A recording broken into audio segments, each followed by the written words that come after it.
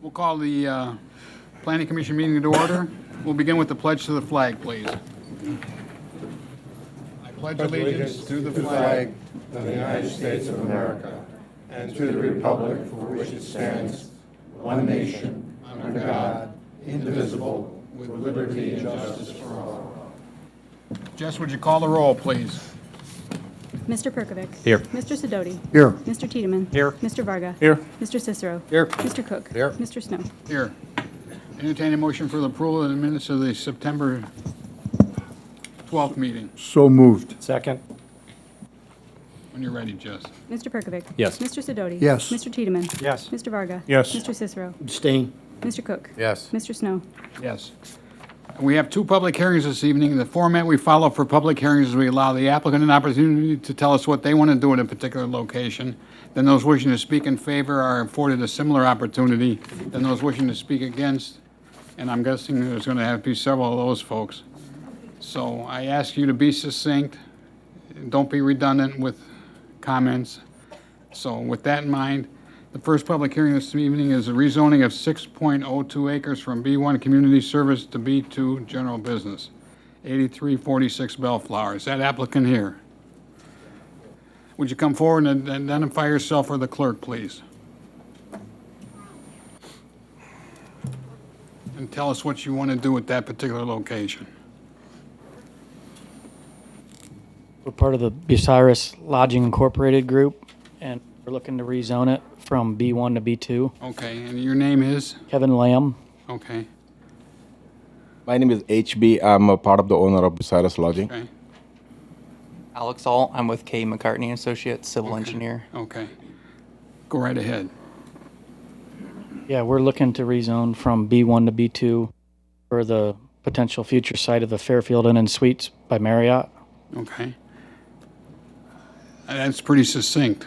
So I'm going to guess that we'll go on now to anybody wishing to speak in favor, and we'll start on this side of the room and go right across.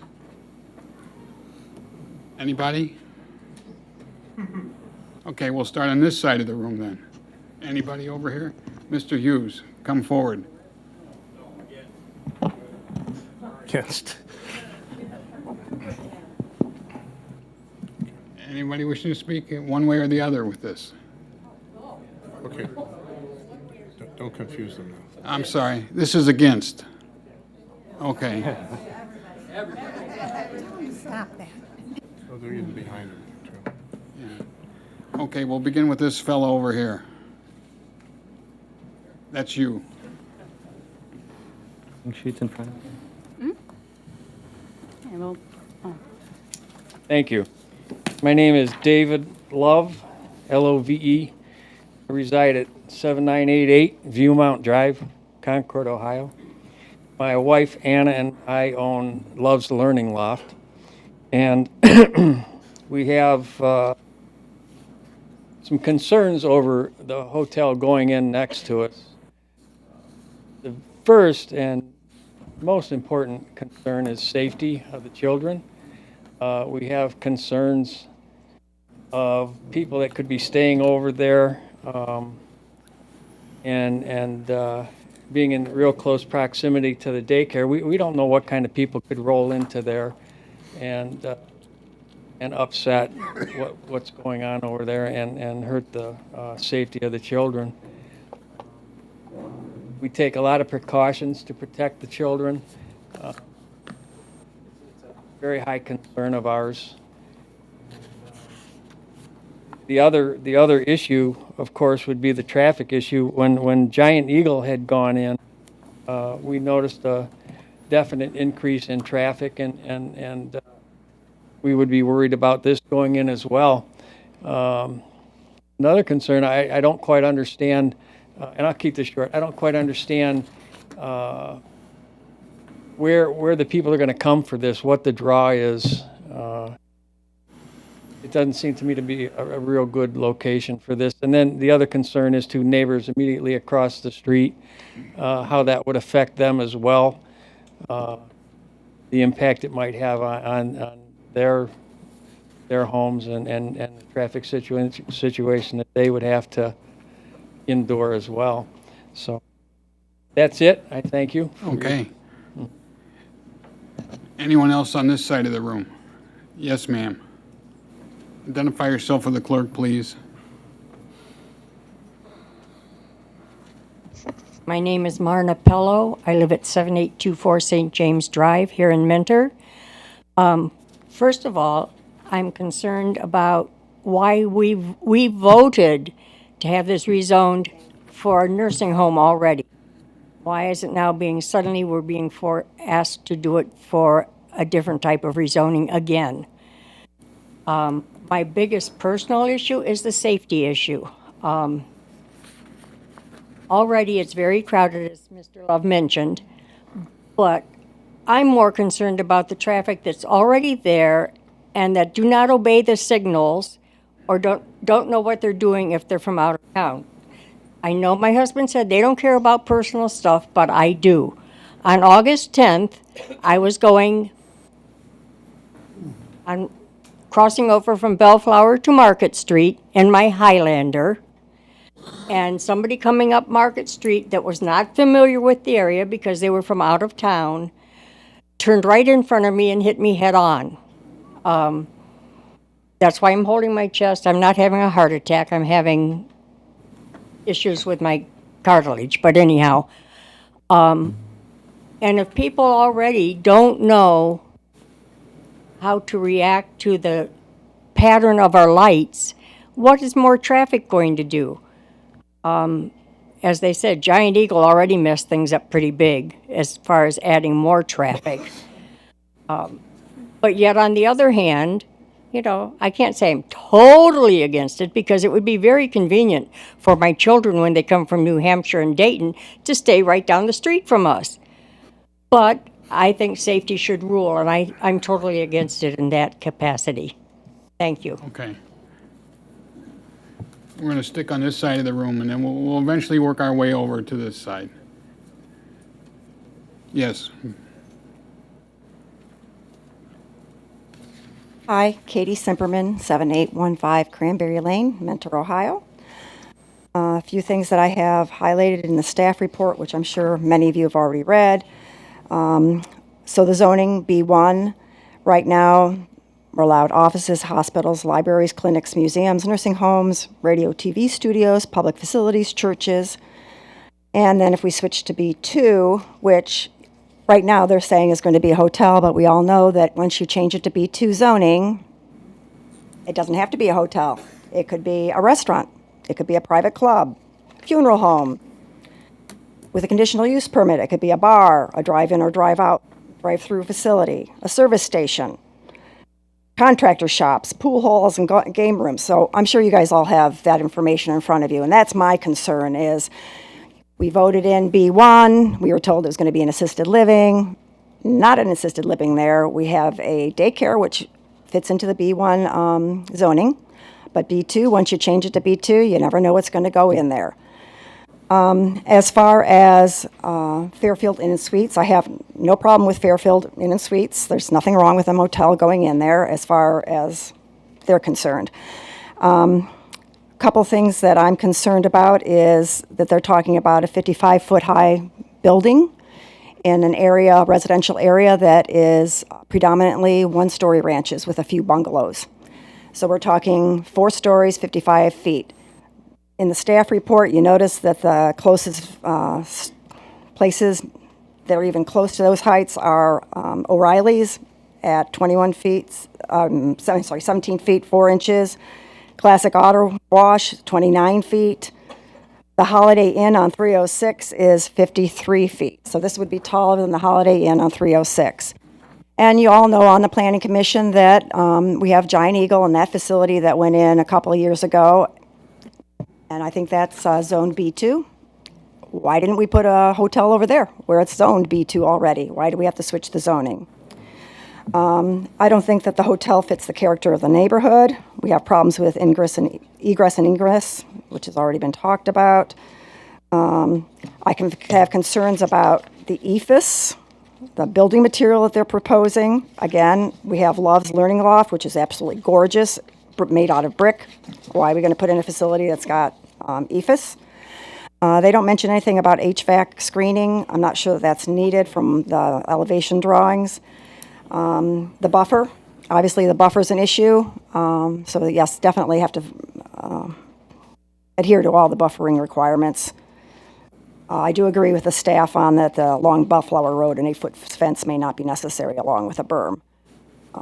But you've got residential houses right nearby, so. Okay. Yes, sir.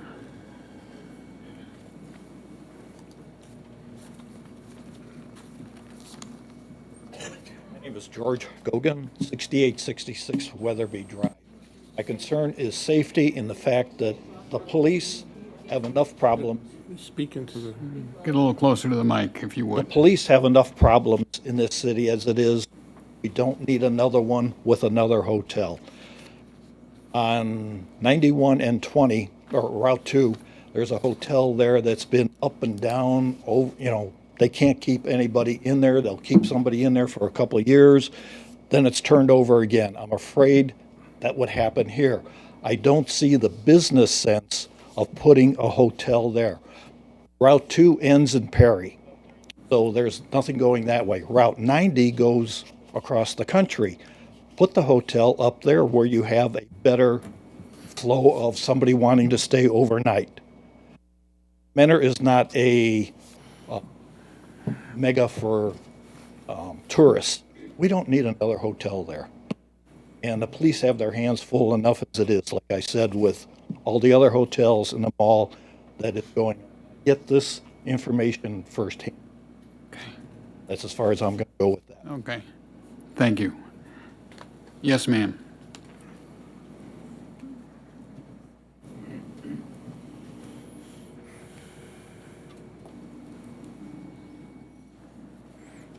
Hi, I'm Robin Lockoff, and I live at 8032 Bellflower. Hi. Okay, sorry, I'm just Robin Lockoff at 8032 Bellflower. My concern is the traffic. I am having trouble getting out of my driveway. I live right on Bellflower towards the bend. I leave at 7 in the morning and there's traffic. I wait 5 minutes sometimes to get out, 10 minutes to get out of my drive. The other concern I have is the safety for the children at the daycare. I don't think you want transient people coming in and out of a daycare or out of a hotel that are going to be near a daycare. I personally wouldn't want my grandchildren there if I knew there was a hotel next door. Also, we have 7 hotels in Mentor right now. Why do we need another one? So that's it. Thank you. Yes, sir.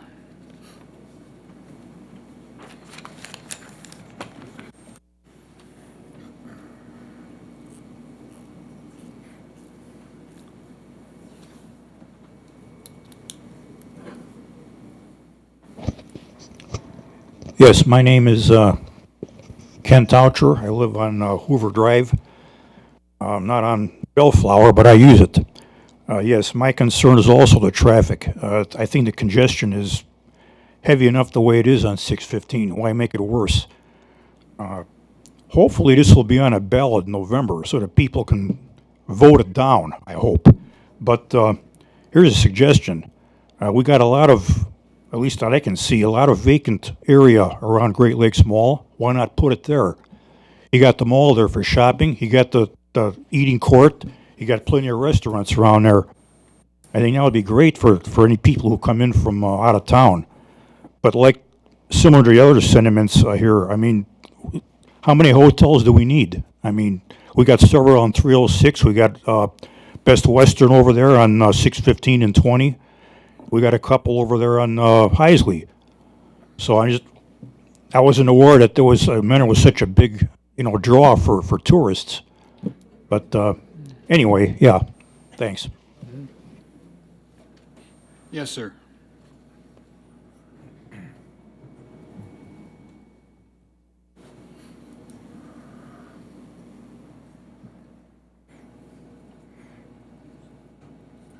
My name is Brian Smith, live on 6908 Sutherland Court. I travel that intersection all the time, 615 and Bellflower, 615 and Bellflower and Route 2. I've been hit almost numerous times coming off of Route 2, westbound, and by people that are out of the area. And why? Don't know. I've talked to Mentor Police about it.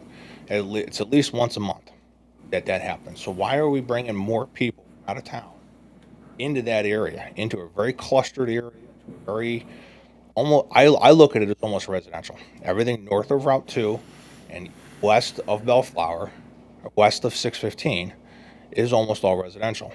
Why are we deciding to put a hotel that doesn't fit the landscape in that area? I just don't understand. I'm totally against it. I just don't feel that the necessity of the traffic is in that area. Pick another location. Pick down by I-90. Pick along Route 20. Pick along maybe 84 in a non-residential area. I just don't feel that it's necessary to put that hotel there. Find another location. Thank you. Mm-hmm. Anybody else over here? Oh, I'm sorry. Okay. Yes, ma'am.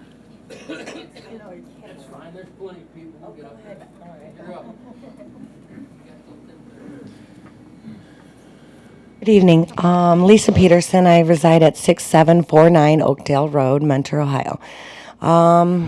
First of all, I don't even know why this is even an issue. I thought this was squashed years ago, but that land is designated wetlands, so I don't know how it got zoned for any kind of building in that area anyway.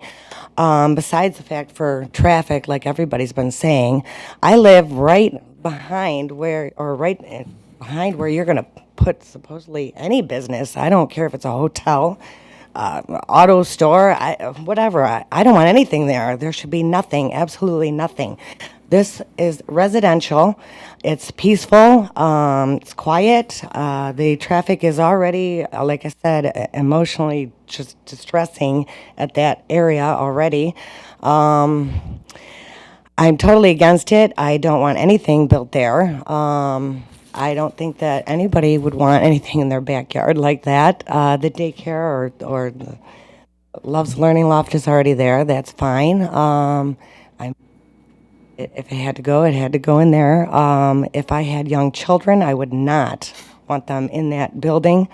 So why squash a building that is already having a lavished, progressive place, and then put something else in and possibly take that out or have something else go in because it went under? Because, like I said, I wouldn't want my children there.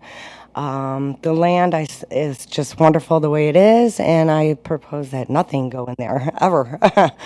And that's the way I stand. Thank you. Okay. Thanks. Yes, sir. Good evening. Stuart Gbear. Address is 8345 Bellflower Road. So you might understand why I have a bit of an emotional reaction to finding out that they may be building a hotel across the street from my house. But I think everyone has stated many of the obvious things, and I think it is everyone's responsibility that sits in front of me to take it upon themselves to look in the mirror and decide, would you want a hotel built in front of your house? This is not something that is good for the community. The slogan on the website of Mentor is a great place to call home. A hotel is not a home. It will be damaging to the community. It'll personally affect me. And I don't think that there was a single person that stood up here in favor of this agenda, other than those that would benefit from it. 3 gentlemen standing to my right. So I would like you to please take that into consideration. Okay. Thank you. Yes, ma'am. My name is Dawn Johnson, and I live at 8355 Bellflower Road, and I'm directly across the street from the site.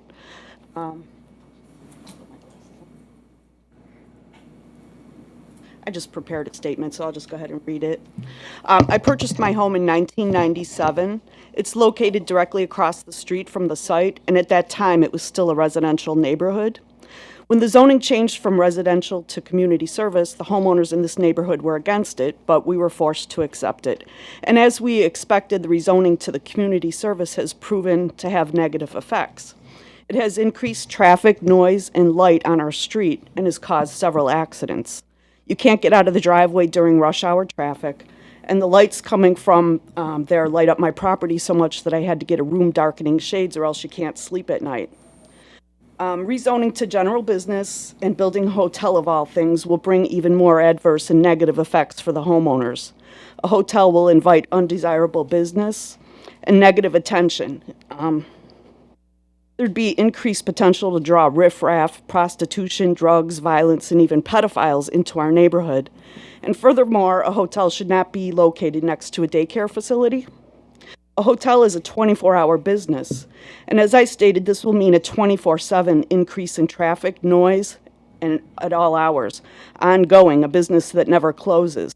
This is not fair to the residential property owners, and we will suffer from every aspect of this. From our enjoyment of our homes, the decreases in the value of our properties, and the increase of our homeowners insurance, financially this will cost us. If you allow this rezone to general business, it leaves us with no option to recoup our losses except to apply to rezone our properties as well. The people directly affected by this have lived here for many years. We are responsible homeowners, we take care of our properties, and we've worked really hard for our homes. Many of us had planned on staying here for the rest of our lives, but none of us want to live in a general business district. That's not what I signed up for. It's completely unfair to every homeowner in this area, and it makes the future of this residential neighborhood look very grim. This is not the right place for a hotel or any business. It's our residential neighborhood. Thanks. Thank you. Anyone else over here? Anyone else? Okay, now we'll go over here.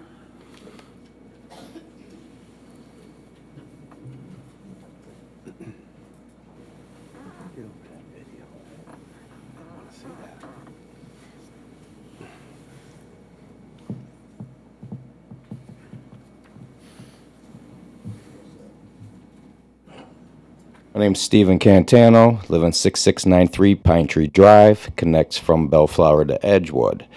A lot of my concerns have already been talked about, but I'm going to reiterate because I've prepared a statement as well. I purchased my home in 2008 and during the financial housing crisis, and I've been a Mentor resident since 1992. I bought what I thought was my forever home, with a hotel going in on the corner. I don't believe that it's a good spot for me to raise my children. I have a 5-year-old and an 8-year-old that both attend Fairfax Elementary. Now, one of the reasons why I decided to stay in Mentor is because of Mentor's resources. It's community, it's fire department, top-notch, it's police department's top-notch. And I feel that having a hotel is going to eat into Mentor's resources.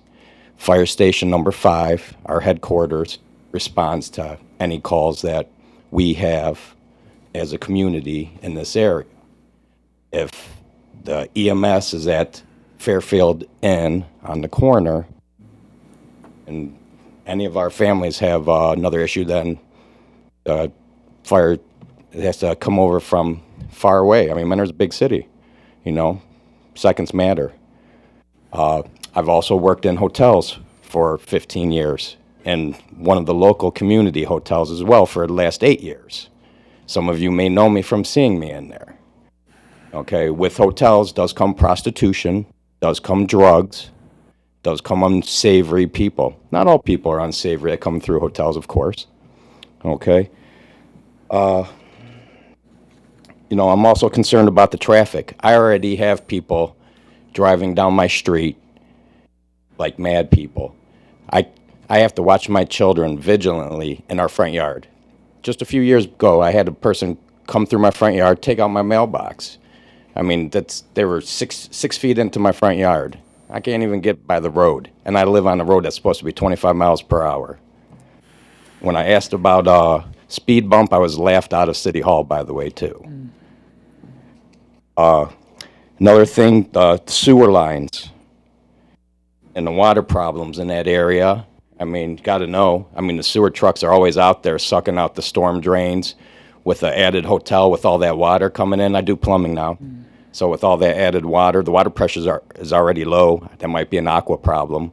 But what are we going to do when we got 85-room hotel at full occupancy, 2-3 people in each room, flushing toilets, drinking water? Not only property values. My house is the highest value it's been since I've owned it. I don't want to turn around and sell it. I want to stay here.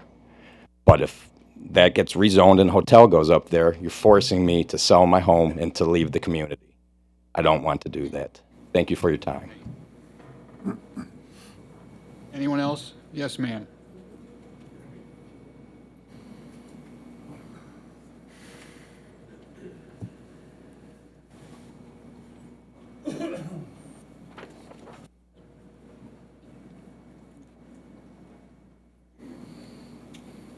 My name is Fran Meinke, and I live at 6758 Oakdale Road, the dead-end part of Oakdale off of Bellflower. I've lived here for 45 years. And I was, until I retired, I was a multifamily appraiser with the United States Department of HUD in Cleveland, and we did a lot of the downtown apartments. So I've looked at a lot of proposals over the course of my years, with the government, not only in Cleveland area, but in Toledo, in different areas and that. So we would look at a proposal and see how it would benefit or not, the immediate area. I love Mentor. I've lived here for many years.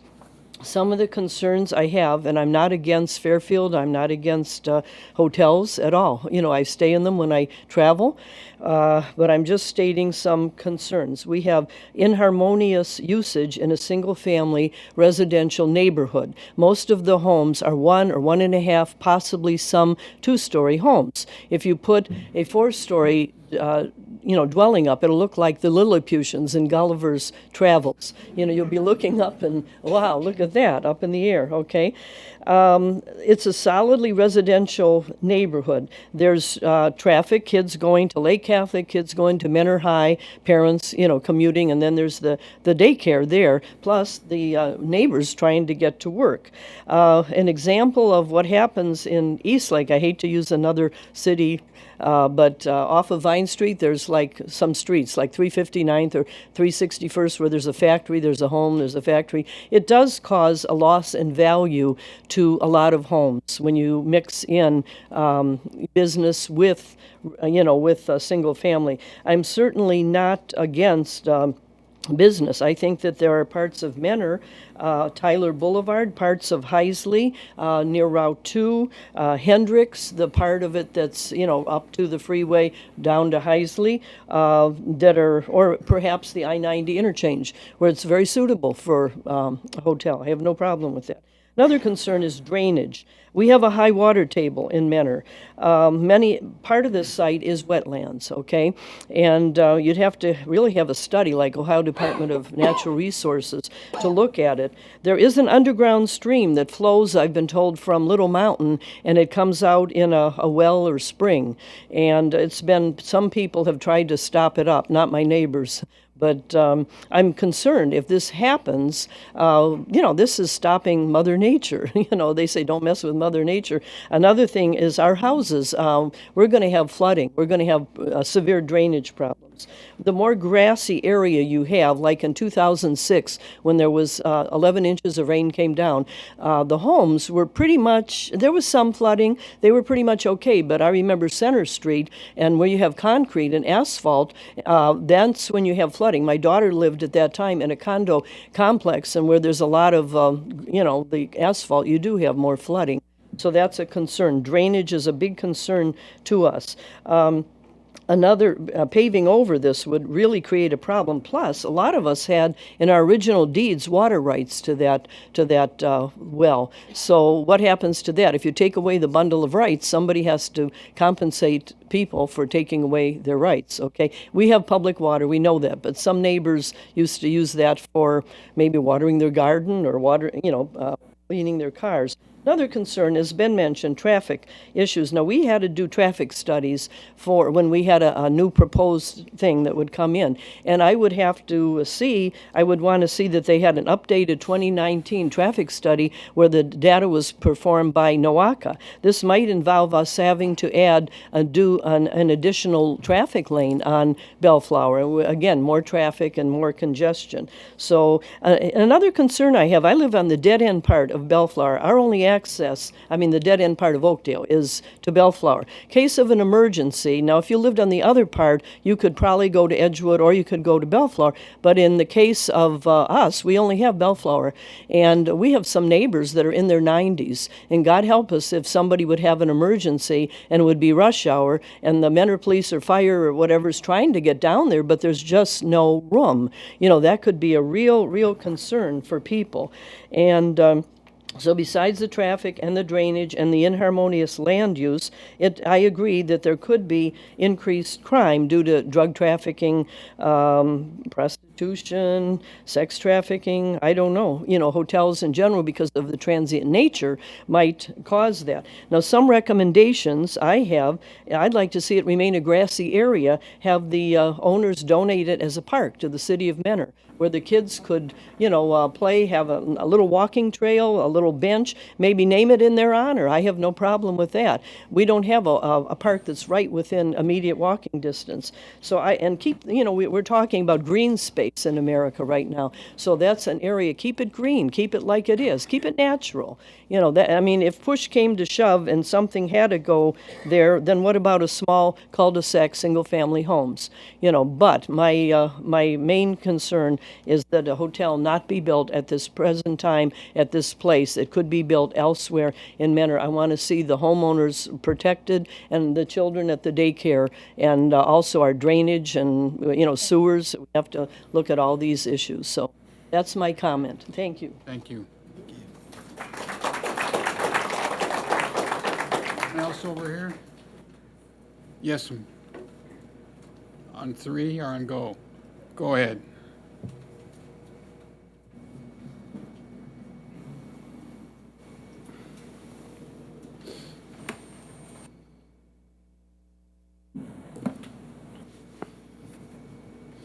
My name is Cindy Hughes. I live at 8241 Starburst Road in Mentor, and we have lived here over 50 years.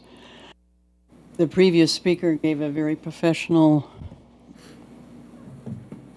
conclusion about what all this is about, and I've got 3 small statements to make. Having a facility for transients adjacent to the daycare center absolutely makes no sense.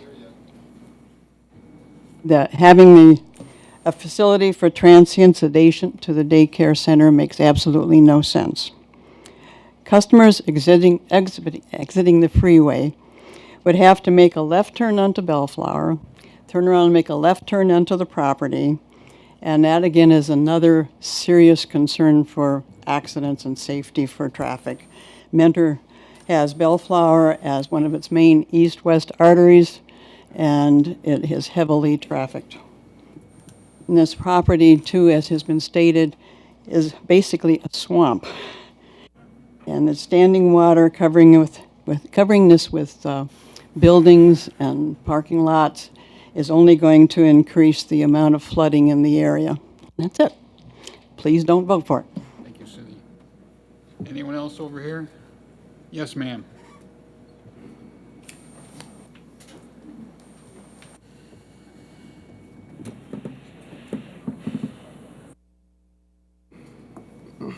My name is Sandra Morley. I reside at 8319 Bellflower Road. I have lived there for over 35 years. Most of my concerns have already been addressed this evening. I do want to reiterate, I am against the building of this hotel. I do not want to see my property decrease. I've made personal investments in my home. I want that to be continued, be on a level basis. I do not want a hotel built there. Thank you. Yes, sir.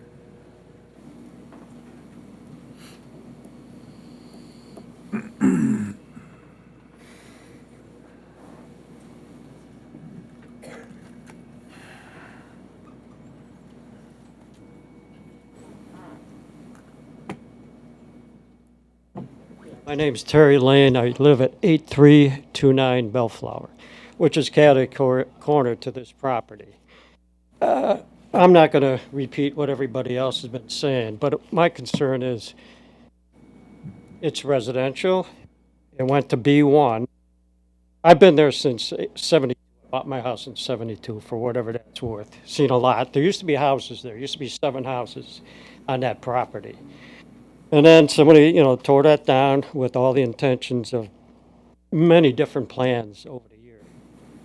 But to me, when somebody buys property that is zoned a certain way, why do we have to fight this every time for somebody wants to buy it and get it rezoned something else? They bought residential many years ago. We're suffering with B1, not suffering. I don't want to say anything bad about the daycare center. That's not a big deal. But it isn't just about the hotel. It's like everybody says. It's about anything can be put there. That's a big concern. That's a big concern. Lights, noise, all that stuff. So, you got the general idea what we're saying. And being Mentor residents, we should be taken care of first rather than outsiders. To me, that's another big thing. That's all I got. Okay, thank you.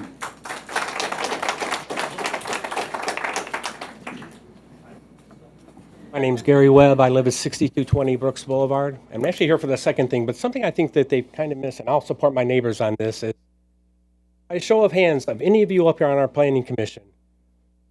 At a 55-foot height, how many of you want people looking into your backyards and losing all of your privacy? Show of hands. No, we're not going to show hands. Well, I'm just saying, think This about is not a it. That's one of the democratic- things. Well, it's not a I'm just saying, democratic I was just convention. wanting your opinion. So that's the way I feel. Well, thank you. Yes, ma'am.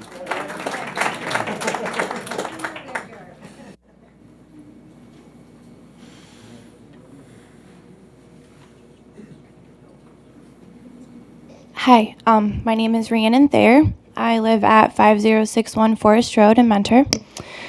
I am representing Love's Learning Loft. When I think of hotels, from a daycare point, it's pedophiles, drug deals, overdoses, prostitution, kidnappings, human trafficking. We have a great orchestrated lockdown drill with the children. But I fear that if a hotel goes in there, it'll no longer be a drill. I also fear that it'll shut us down, it will take away jobs, and 200 children will be without care. There's also another daycare close to us, 2 high schools, and tons of elementary schools that would be at risk. I just don't think that it's appropriate for such a vulnerable population. Thank you.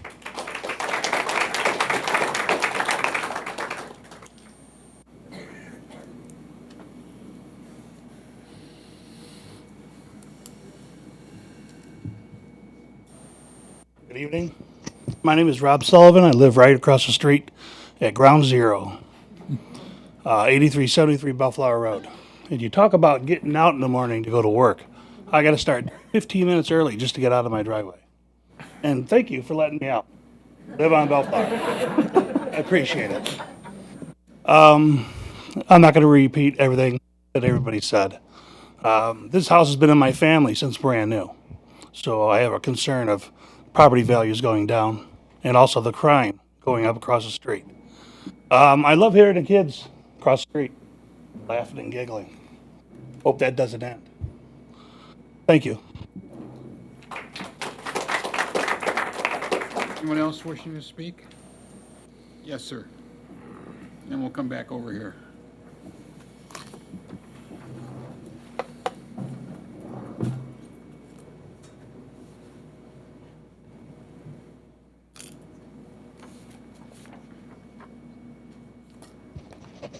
My name is Dragon Benson, and I live at 8259 Bellflower Road. I really had no intention to come up here and speak. My wife and I, we purchased our house in February of this year. And when we moved in, one thing that we found out on Bellflower Road is the neighbors are friendly. You know, the people are out. We speak with our neighbors. We enjoy the company of our neighbors. Honestly, there is no place for a hotel there. We're not a business street, you know, and I fear that that'll destroy that neighborhood structure. And being a new resident, I did hesitate speaking, but I just wanted to let you guys know, as a new resident, one of the reasons that we did move into Mentor, and I just would not like to see that destroyed. Okay. Thank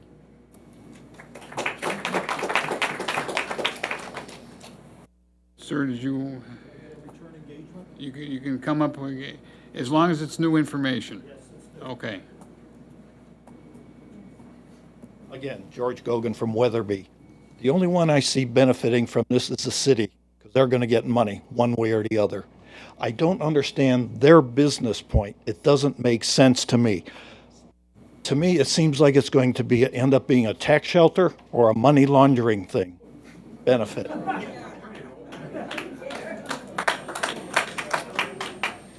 Okay, anyone else?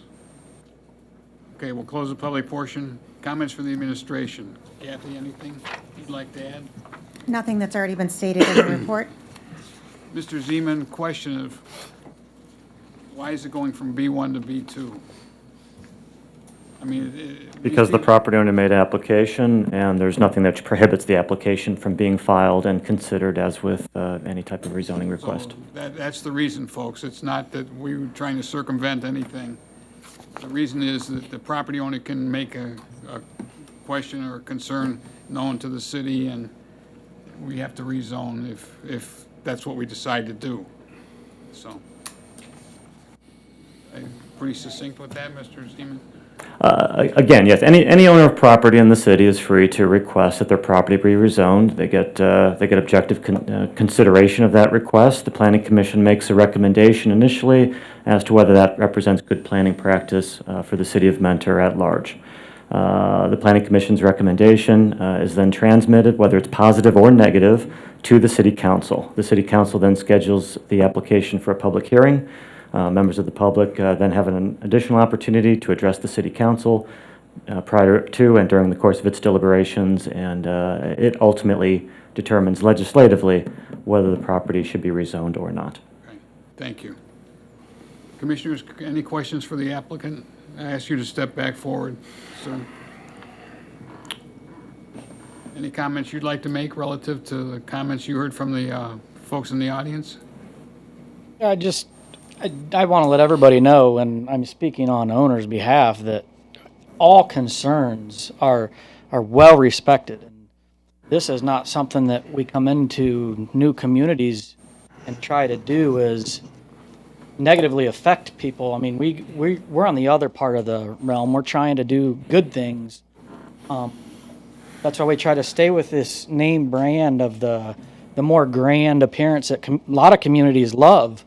I'm really surprised by some of the negative comments, but I respect it because no matter what the decision, I think there's some other issues that need taken care of with part of what is existing now, that some of the concerns that I know. We look at this as trying to be a part of the solution for concerns that we're not creating at this moment, but there's issues that lie, I'm seeing with traffic, maybe drainage, some of this other. We bring professional engineers to help these things. This isn't just planned overnight. Ownership heavily invests when they choose an area, like a great place like Mentor with the great fire departments, the great police departments and school systems. And so we have a higher energy and looking at a more of a glass half full. So we have to be very respectful with the concerns because we help solve them with the communities and the commissions and counselors. You know, we want to be a part of that. And then that's basically, in short, where we stand. Okay, thank you. Any questions for the applicant or the administration? Mr. Chairman. Mr. Sidoti. Yes, gentlemen, have you looked at and/or considered alternate sites in the city of Mentor or surrounding communities? We're currently building in surrounding communities. Mentor has been for a long time coming here, and one of the first things that we pick are areas close to the interstate where, versus looking at big buffer fences, we have a more better looking property to look at. And from a hotel standpoint, the in and out traffic is not what you would, I mean, it doesn't see the traffic of your local school. The difference is the amount of revenue that's raised based on annual dollars and long-term indirect dollars from employment, all the way from the time we pull our first permit. The city's already reaped a little bit of the benefits and the great people the city have, and it just continues. So if we were to go look at every site when everybody turns it down, we would never be able to build in any community. So we're heavily invested right now where we're at. We love the area. We love the community. But I guess I don't know what the future's to bring with if something were one way or the other. If that helps. Thank you, Mr. Chairman. Okay. Anything else, commissioners? Mr. Chairman? Mr. Varga? 3 weeks ago, you brought this in front of us, and there was a number of comments made, a lot of discussion with the commission, but then I saw the documents that were presented, and they're not changed. They're exactly the same as they were before, or at least not substantially changed. I didn't see any substantial change. And I guess that's one of my biggest concerns is that, there were certain concerns that were emphasized, especially traffic. Well, And can I speak quick on that traffic? sure, go ahead. The previous study that we had done, and these are not cheap studies, was done for 2 properties, for 2 hotel projects, and was acceptable based on those parameters at that time. So now that that's been cut back to 1 property, we thought that that would be feasible enough at least to get it through a planning commission, to get it to council, to give us some more time to move forth with another study that's more current. Because we have a study that's sitting out there, and the population has not increased significantly enough based on our previous evaluation. So if this were to move on in a positive direction towards council, then absolutely. Like I say, we want to be part of the solution, and apparently there's already some kind of study, and our studies didn't even show that there was that big of an issue there. So, Well, I think you may have heard the residents believe me, voice the level of concern that they have about their traffic problems. Absolutely. But this was also an issue we brought up 3 weeks ago, and we have no new additional information to evaluate it differently. Outside of us just pointing out the fact that the previous study that you guys did have was based on 2 properties, we cut that down to 1. So if it was acceptable with 2. You're talking about the one that was in 15 or 16? Yeah, correct. Yeah. And that's what I'm saying. If it was going to be acceptable with 2 properties there, we were kind of under the understanding, okay, we're going to try and go through with 1 property. Not to expand the discussion to other responsibilities that the city might have, but there's a problem there now. Okay? Believe me, And I so get this. So any additional traffic is going to be somewhat of an issue. I get that, and I know now more after being able to hear. But apparently this traffic didn't just happen overnight. Something's been going on, and that's where we're going to have to move forth then. Like I say, it's not a very cheap study to have done.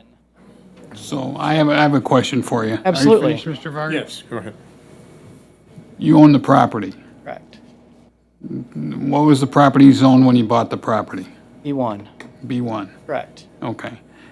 Now, you had no contingency in the contract to buy it, subject to a rezoning? No, because a lot of communities want these kind of things, so.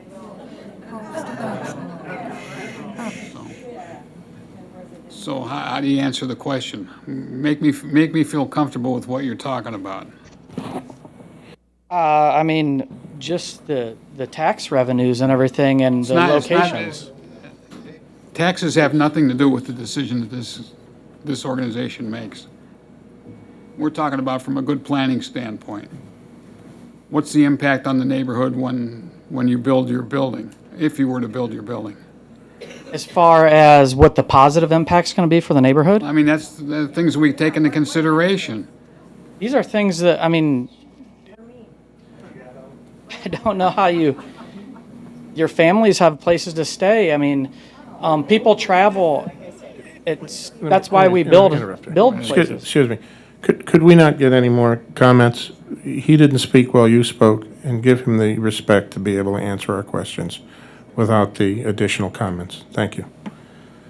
Everybody stayed at a hotel for a different reason, and I'm not here to tell anybody why or I don't know how that. I know we stay in hotels, me and my family. We have family that comes in from out of town that stays in hotels. My kids personally can't wait to get to the pool when we get there. I mean, I guess if you want to read into all the negativity that you may see on the news, and it doesn't happen in our neighborhoods very much where I live, so I don't know that. I do see it on the news. I do know that there's impacts, but there's negative impacts at gas stations, at malls, at restaurants. It happens across the board. We can't control that. The problem I have is, how do you reconcile the voters voting I to can't go do from that. from a residential area to a B1, and now we're just going to arbitrarily, theoretically change that? Well, see, that wasn't our part. We didn't buy residential. We bought a B1 property.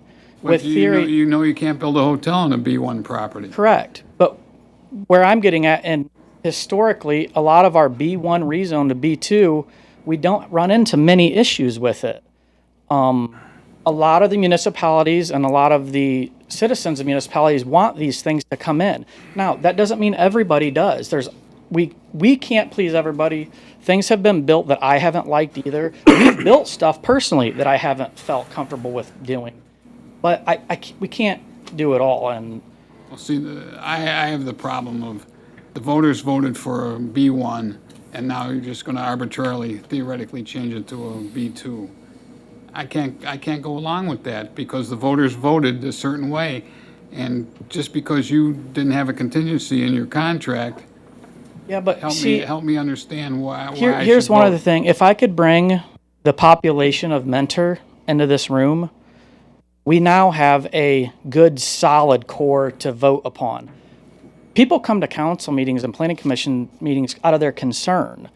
We want to hear the concerns, because we can't fix any issues if we don't know what all the issues are. We can do all the studies we want, we can do all that, but the people's voices is what really goes to bat when it comes to these kind of projects. So, with a mass population of the city of Mentor, a lot of people aren't going to vote. If we got those as yay votes, then the people that are concerned don't get a chance So to. how do you reconcile the fact that these people live in a residentially zoned area?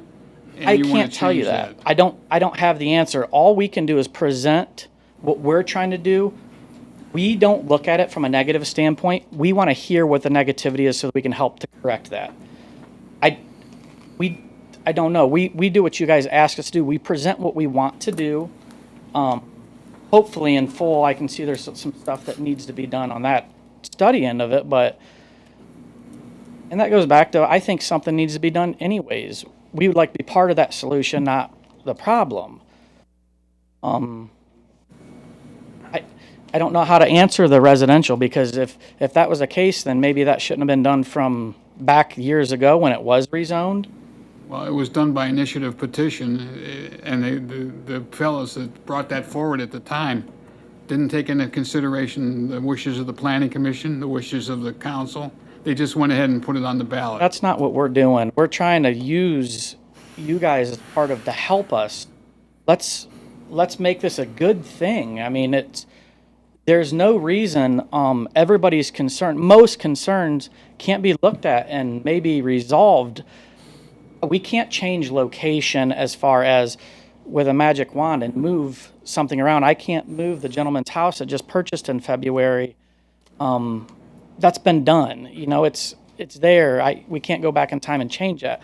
What we can change is, let's make this to benefit what's there. That way everybody can benefit. We're not miracle workers. We're just trying to be very transparent on what we're trying to do. And we want to help resolve some of the existing issues.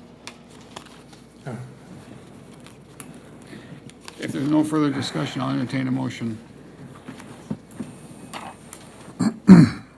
Motion to approve based on 5 stated conditions in the staff report. Is there a second? Second. Jess, when you're ready. Mr. Perkovic? No. Mr. Sidoti? No. Mr. Tiedemann? No. Mr. Varga? No. Mr. Cicero? No. Mr. Cook? No. Mr. Snow? No.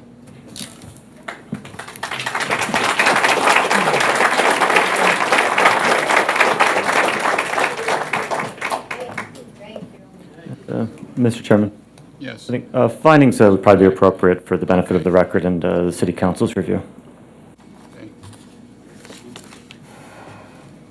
Jess, go down the list. Mr. Everybody Perkovic? voted no. My main concern is much like everyone else, is that changing to B2 really does a disservice to the character of the neighborhood and its residents. Mr. Sidoti? Mr. Chairman, I've got 3 reasons why my vote was no. Placing a 4-story, 89-room facility at the doorstep of the Bellflower neighborhood will, in my opinion, infringe upon the residential character of that neighborhood. And right now, I don't see any overriding benefits that would want me to take that risk and approve this request at this time. Number 2, it is beyond dispute that Bellflower is a major east-west thoroughfare of the city of Mentor. It's very busy, especially in the mornings and in the afternoons. I've traveled it many times and taken my children to Lake Catholic High School, and many times I could not get out from Bellflower to 615. This certainly is going to bring more traffic, and it's going to raise concerns of ingress and egress, and that's going to be further disruptive to this neighborhood. And finally, looking at the history of the zoning requests for this property, the voters of Mentor have been pretty clear. They've said no, and I've got to respect that, and my vote's no. Mr. Tiedemann? 2 reasons. The voters said a long time ago what they wanted there. I just don't think it's appropriate to put a hotel in the front yard of all these residences. Mr. Varga? I have 3 reasons. The traffic problems will not be easily solved, and they will be made more problematic with this project. The land use is going to be inconsistent with all the adjacent properties, and it's too dense a project. It's too large for this location. And the same reason that was previously stated, in that there's a history of zoning in this property, and for us to change it from B1 to B2 would be inconsistent with the intentions of the neighborhood and of the voters. Mr. Cicero?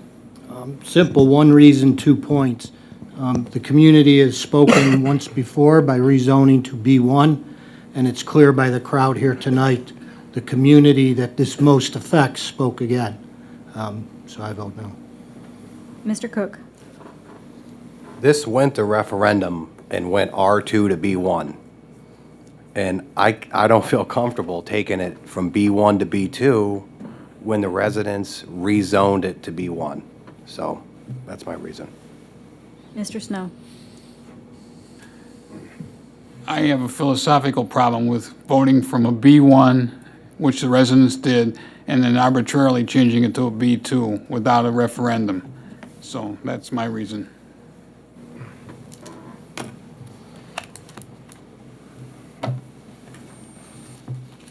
Okay. You guys are welcome to stay for future discussions about any item on the agenda, but if you're going to leave, we ask you to do it orderly.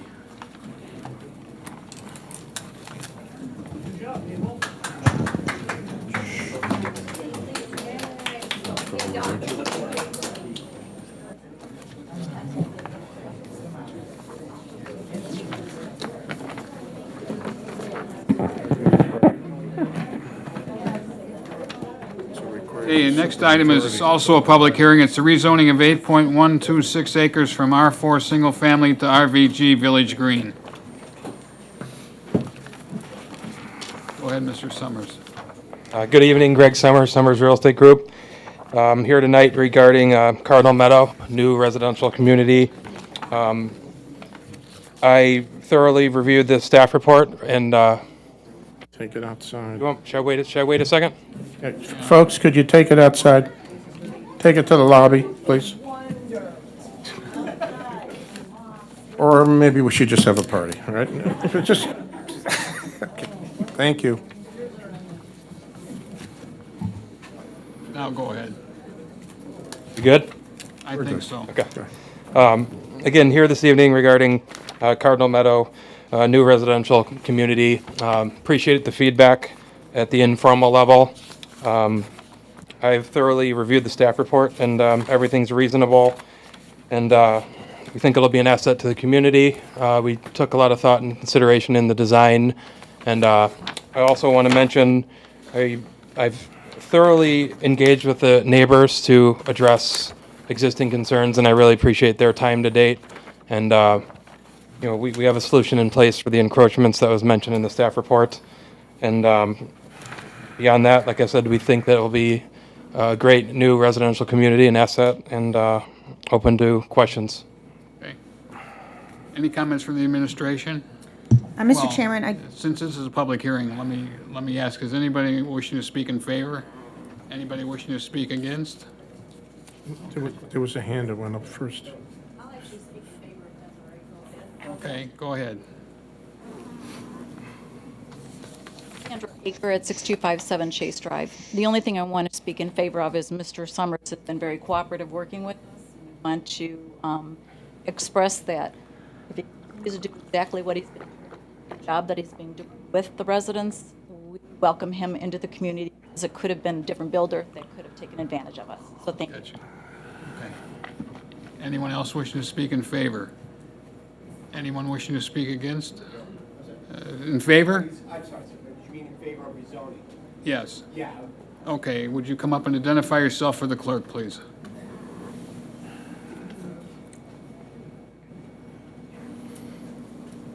My name's Robert Hodge. I live at 6298 Brooks Boulevard.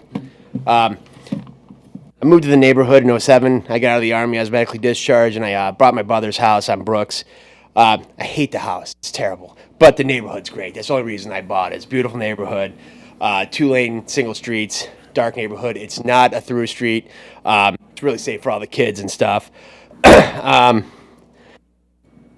Now with the change that whoever said that it had to be zoned to this as opposed to the cul-de-sac, a lot of the neighbors have found there's going to be problems with the cut through here. If you have 15 to 20 houses, you're going to add 30 to 40 cars conservatively through the neighborhood. The entrance off Lakeshore is just west of the termination of the turning lane.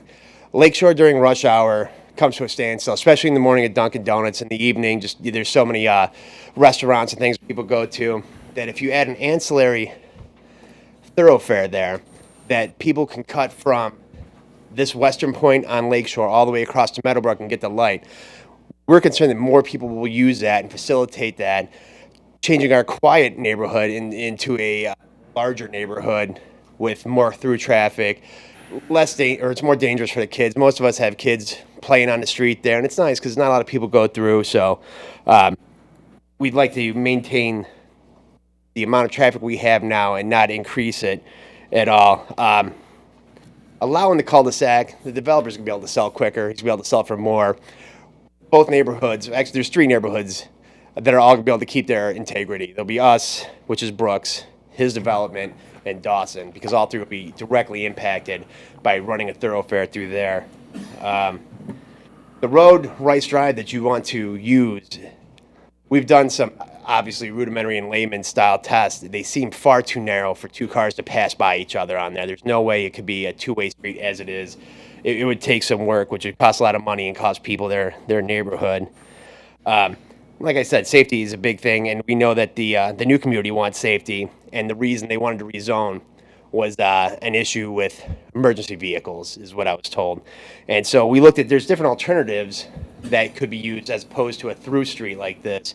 You could have a gate with a Knox box, which some communities use, where that Rice Drive would not be changed. It would still stay the same. However, its one-way designation would change just for emergency vehicles. They'd be able to come through, access a security gate, get through. There'd be no issue. GeoGrids could also be used there, where it's it's green land. It's got some structural reinforcement underneath. Vehicles could traverse it only when necessary. Emergency vehicles could, fire, police, but not everybody also wants to cut through and circumnavigate traffic. I know there was a similar issue and a compromise reached with the Menor Heights Village Green area. And then there are so many other streets on this road, very close in proximity, that are far longer than this and have no secondary exits.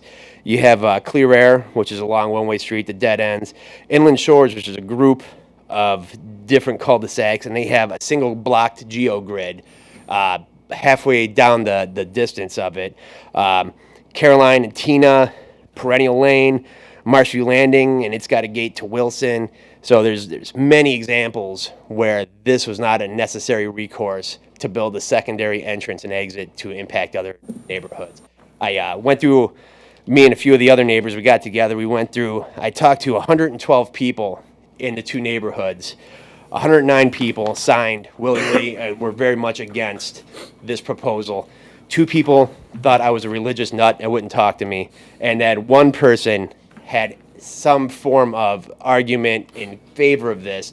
And unfortunately, it was the exact thing that I expressed concern with, was he said, I'll be able to bypass all that damn traffic in the morning. So again, I think 109 out of 112, most statistical analysis require 30. Got 112, and overwhelmingly in support of rezoning this. And these are the people that are directly, instantly impacted by this. So if you guys would like all the signatures I've collected, I'd be more than willing to submit it to you. You can verify them. Would you give it to Larry, please? This fellow right here. Hi, Larry. And I thank you for your time. Okay. Anyone else wish to speak? Yes. We're going to do this lady, then we'll do you. Hello, my name's Karen Girardi, and I live at 6236 Brooks Boulevard. I am the house that's directly going to be impacted if that becomes a through street. I am right there at Rice Drive as you're coming out of the school. When the school was in operation, the only time we really had traffic was from the school buses. It was one-way traffic. It was in the morning and in the afternoon. Now that the school is closed, we are already starting to see a lot of cut-through traffic. It is zooming by my house. There are children riding bikes. We are constantly having to watch. A lot of us have pets. We're walking our dogs. We are a unique street. We have the tree line and we have the two-way, and it's beautiful there. That's why I bought there. This was my forever home. I just paid my home off. I was planning on staying there, and Mr. Summers has been working with us about the fence and the gate. But if that is open, the safety is going to be of our children, of the people walking. We don't need that to be a cut through. Also, I did some research about cul-de-sacs and stuff, and I think the safety of those people also, because of the fact people have more of a community feel sometimes with a cul-de-sac street. So if you're going, they would notice a car going down and around more than they're going to notice somebody just cutting through. It's more, we got to worry about the safety of our children, crime, everything that comes with more houses.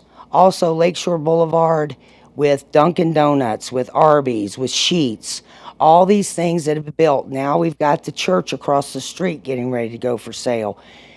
These people are going to use that cut through. They're going to go through these new people's neighborhoods, and they're going to go through potentially pretty much my yard.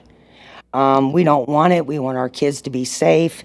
I know that this commission has, gave let Menor Heights Nursery, which was a lot more. We're asking, it's 100 feet too long. And there is a way for the emergency vehicles to get in there.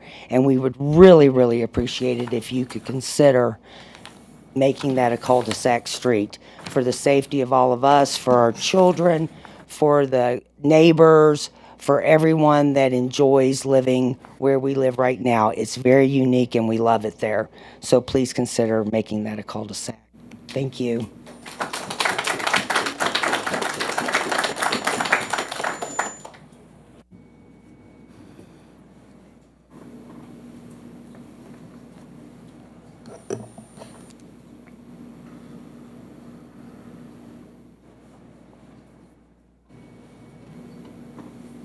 I'm Lee Worth, 6235 Brooks Boulevard. It's the corner, the northwest corner, Brooks and Rice. So virtually I live on Rice, so virtually it's my front yard. That's going to be an access. I assure you, I'm not in a position to jump out of the way of the cars. If there's any traffic, you can see how slowly I move. So I really find this rather amazing coming back from where I was visiting my kids and suddenly finding that my road's going to be an access road. People walk their dogs there. People talk there. It's a community. I mean, it's the Dawson, Brooks, Rice, Constellation is the neighborhood. And we now have some young people again. A person is renting across from me. Little girl there. I mean, the idea that that's an access. Now, maybe I have my facts wrong, but I believe that I read just the other day, because that's when I just found out about it, that that's going to be an access road. The woman before me already made the point that don't talk about how it was an access road when the school was open. That was highly regulated. School buses are regulated, and it was only constrained to the school hours. What, we're going to have people going by at night when people are trying to walk their dogs walk? I mean, I consider it, well, I think I made my point. I've been here, Mentor, living here since 1978. I've had 3 kids grow up here. I look forward to my grandchildren coming to visit. They're young. I find this outrageous, but, you know, I made my point, so. Thank you. Anyone else wishing to speak? Yes, sir. Okay. Again, Gary Webb, 6220 Brooks Boulevard, and I'm right next door to her. Went over when they first started this, and they talked about the cut-through street. I went over and we were talking to them, and I'm standing in their driveway, and she's going, you know, there's a lot of people cut through it. And I didn't really realize how many people. But while we were standing there, 8, 10 cars came through there, and they were just flying, because when the traffic's so bad on Lake Shore that they want to go down, they can get over to the rest of the neighborhood that way instead of going down to Meadowbrook, Dawson, whatever. But I would just like to state this: we're in favor of the RBG. Well, we're not in favor of the cut-through road. We just would like to see a cul-de-sac. I would appreciate that. Thank you. Anyone else wishing to speak? Okay, we'll close the public portion. Kathy, any comments from the administration? Thank you, Mr. Chairman. I do have a couple of comments. First off, there was a correction that I just wanted to make note of with regard to the agenda. It's actually an R2, a single-family residential district. The application indicated R4, so there was some confusion, and I just want to make sure that that was noted for the record. Secondly, and I know there's obvious concerns about the access. We've spoken about this at length, and when I say we, the chief of police, the fire chief, the city manager's office, the engineer's office, planning department, and the building department. And it has been stressed by the administration that they do want this as a full access because it complies with the regulations of the subdivision code, specifically in 111702, that says connections shall be provided to adjoining properties within the city for future access. The administration does not support a gated access point or future that's going to have a lockbox to it. They want full access, and their primary reason is safety, period. It's safety for the residents of the new development. It's safety for the residents of the adjoining neighborhoods. And it has been stated that way more than once. And so that is the primary reason. The prior proposal of a cul-de-sac, it was also in violation of our cul-de-sac length requirements. So yes, we recognize that there are cul-de-sacs in the city that have, longer cul-de-sacs. It is the administration's position to support what is in the code, and follow what is in the code and also support the concerns of our safety forces. So that is their recommendation at this time. Commissioners, questions for the applicant or for the administration? Mr. Chairman. Mr. Cook. First, I'd like to acknowledge that the many features I like about the development. The lot sizes are consistent with the bordering neighborhoods. I like the inclusion of the encroachment of the fence and the leaving of the mature trees to maintain consistency of the wooded landscape from bordering neighborhoods, and the mounding you did at the entrance. My concern continues to be with the proposed amenities. You know, they're only seasonal amenities. Detention areas that are used to manage stormwater. You know, when you put a wood chip walking path around them, they're not really an amenity. So I started thinking, what would I want? What would I want in a small community? And I did some research, and the more I came up with was a neighborhood clubhouse. A meeting place for these people that they could have their mailboxes at, they could do private parties, neighborhood gatherings, potlucks.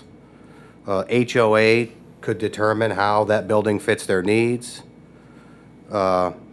You know, just nothing, not a Taj Mahal, just something with a kitchen and a bathroom, ADA acceptable, accessible, and a 12-month-a-year amenity.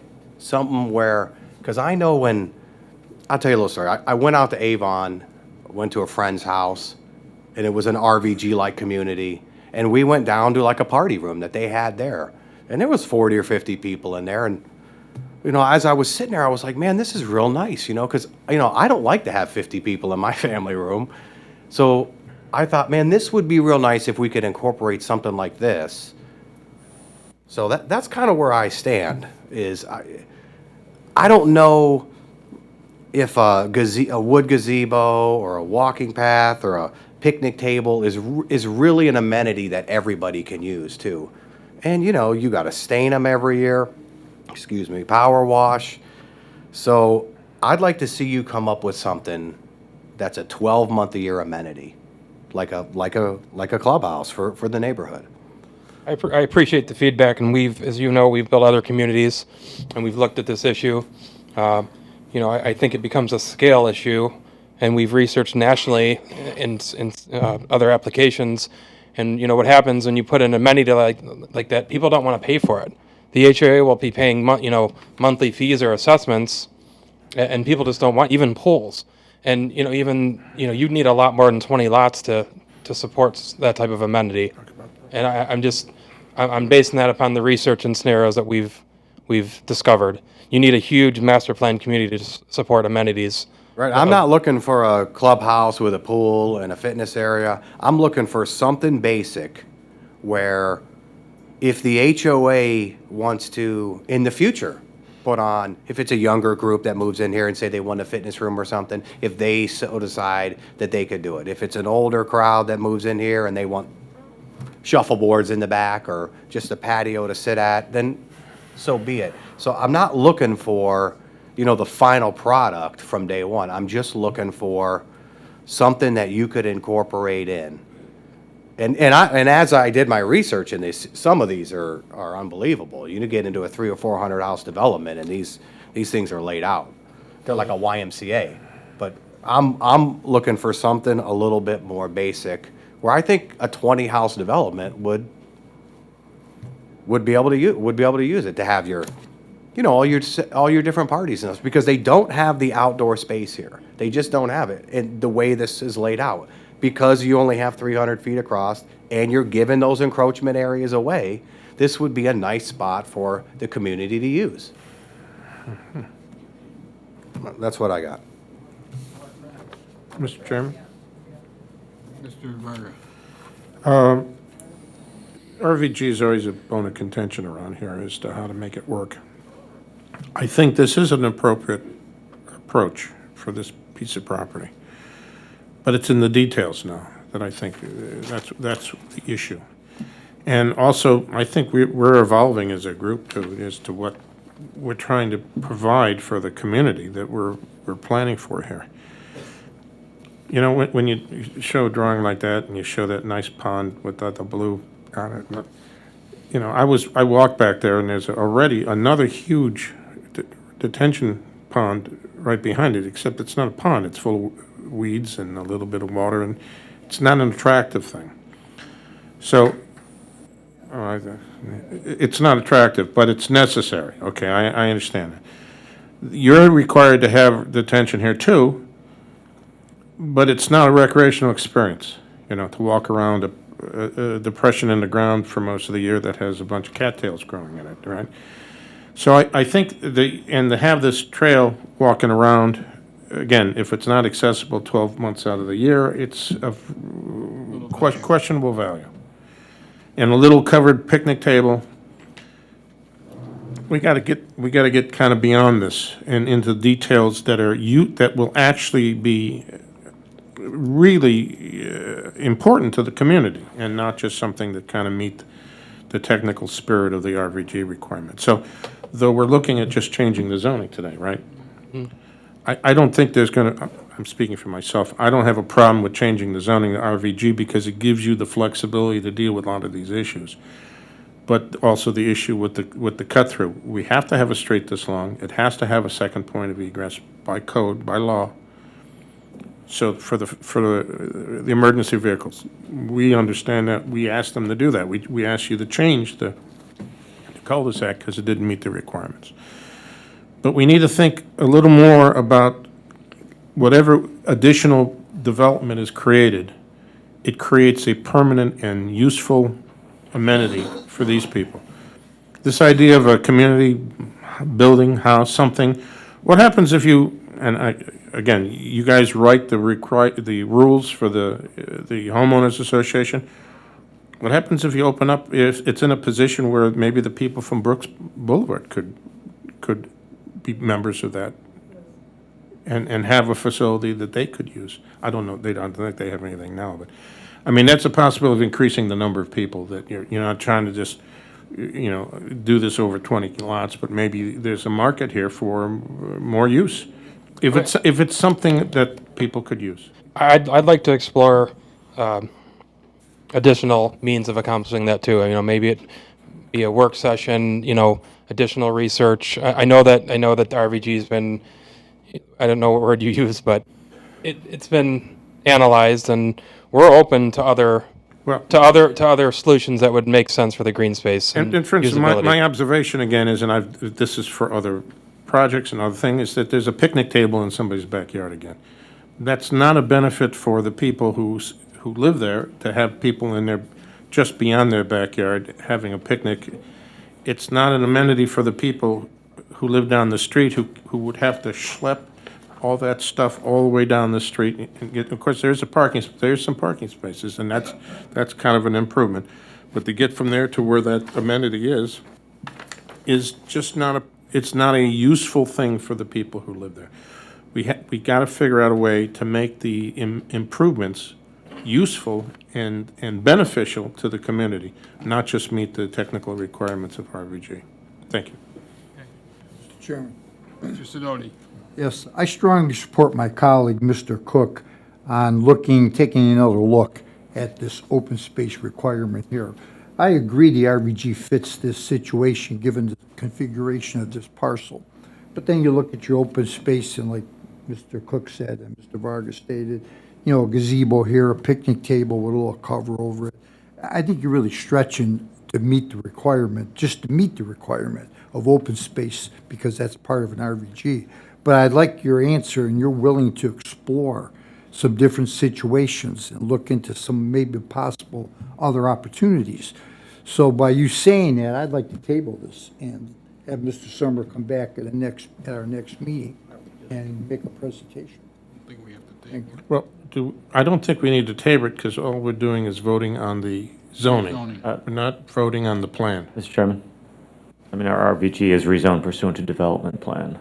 Oh. So. Oh, I see. Yes, that's why. Okay, I see what you're saying, yeah. So can it be a condition of rezoning to take a look at alternative uses for the recreation? Yes. Is that an option? I mean, It's an I'm just. option. Yes, that's an option.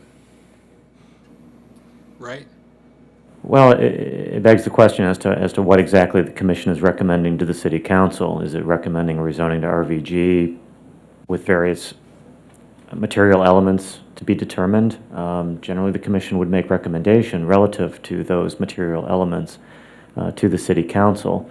So now obviously the city council is free to accept, modify, and otherwise change the planning commission's recommendation. But I would encourage the commission, if there are details, material details to be fleshed out in the specific development plan, to do so prior to making any form of recommendation. I agree with that. Just to clarify, for my own understanding, so if we approved the rezoning with whatever conditions, that rezoning goes immediately to council? It doesn't wait for our approval of the final plan that we No. get? It positive or negative, it goes to city council. Okay, so. So would you hate to let it go? I'd like to see it. I'd like to see it. Is it an option to agree to not proceed to council until we resolve the green space and recreation features? I'm just asking, you guys know we come in here a lot, and I'm not being contentious. I'm just asking if there's a way, if we could. Well, the way to do that is to table it for another presentation that would. Mr. Zeman, can we accomplish what Mr. Summers wants to accomplish? It'd be my opinion that, again, if the proposal is not acceptable to the majority of the planning commission, the planning commission can act on it tonight and give it an unfavorable recommendation. But obviously, the discussion has illustrated the fact that various planning commission members believe that there are probably practical solutions to some of their reservations with the specific development plan. So I'd certainly recommend that if the applicant is willing, and the planning commission is willing to entertain, further discussions on this and further review of the development plan as modified, that it do so. The time to work out those details, be them, material details, is now. I think this lady wanted to make a comment. Come back up, please. Wait till you get to the microphone. Sandra Aker, 6257 Chase. I think I could speak for everyone here that I am totally offended by everyone up there being worried about a picnic table, about a community center for 20 homes, when you've got 100 homes on Chase, you've got about 80 to 100 homes on Brooks that are totally affected by this whole development. Then we've got a lady here that has a house that I'm not sure if eminent domain is actually going to come in effect, but her yard is going to be taken from her because it's a one-lane roadway where buses exited, and now you're going to make a two-lane roadway for cars to come in and out of that intersection, and it's going to take from her drive. So I'd like to know how is that going to be? Can I say something? Go right ahead. We haven't resolved that. We're not saying that the solution for that is a through road. Okay? I mean, I don't get the wrong impression. There may be an access requirement for emergency vehicles, but the details that some of the things we're talking about might require that to be a limited access condition without widening the road or without changing it. And nobody's talked about taking land. Nobody's talked about eminent domain. We're talking about finding solutions in the details. And though we're talking about some of these other details, those are details that are required to make this approvable for us. Also the solution to that roadway is a detail that needs to be resolved. I concur with Mr. Sidoti. We work, as you guys know, and build a lot of communities in Mentor. I don't want to jam this through. It's been a long night. Let's table it. Let's work through the details, and I'll be back. Okay, is there a motion? Motion to table pending further discussion. Second. Yes, when you're ready. Mr. Perkovic? Yes. Mr. Sidoti? Yes. Mr. Tiedemann? Yes. Mr. Varga? Yes. Mr. Cicero? Yes. Mr. Cook? Yes. Mr. Snow? Yes. There is no old business, new business, minor subdivision to create one lot at Lakeshore Boulevard. Yada, yada, yada. Is that applicant here? Mr. Chairman, I spoke to a representative of the applicant just before the meeting. He couldn't stay for the meeting and asked if this could still be considered. The staff report is written, and if you have any questions, I'm happy to answer any of those questions with regard to the minor subdivision that's being proposed. Mr. Varga, I know you had some questions. I have some questions, or just a question. What is the purpose of the subdivision? And what is the simple purpose of subdividing the land?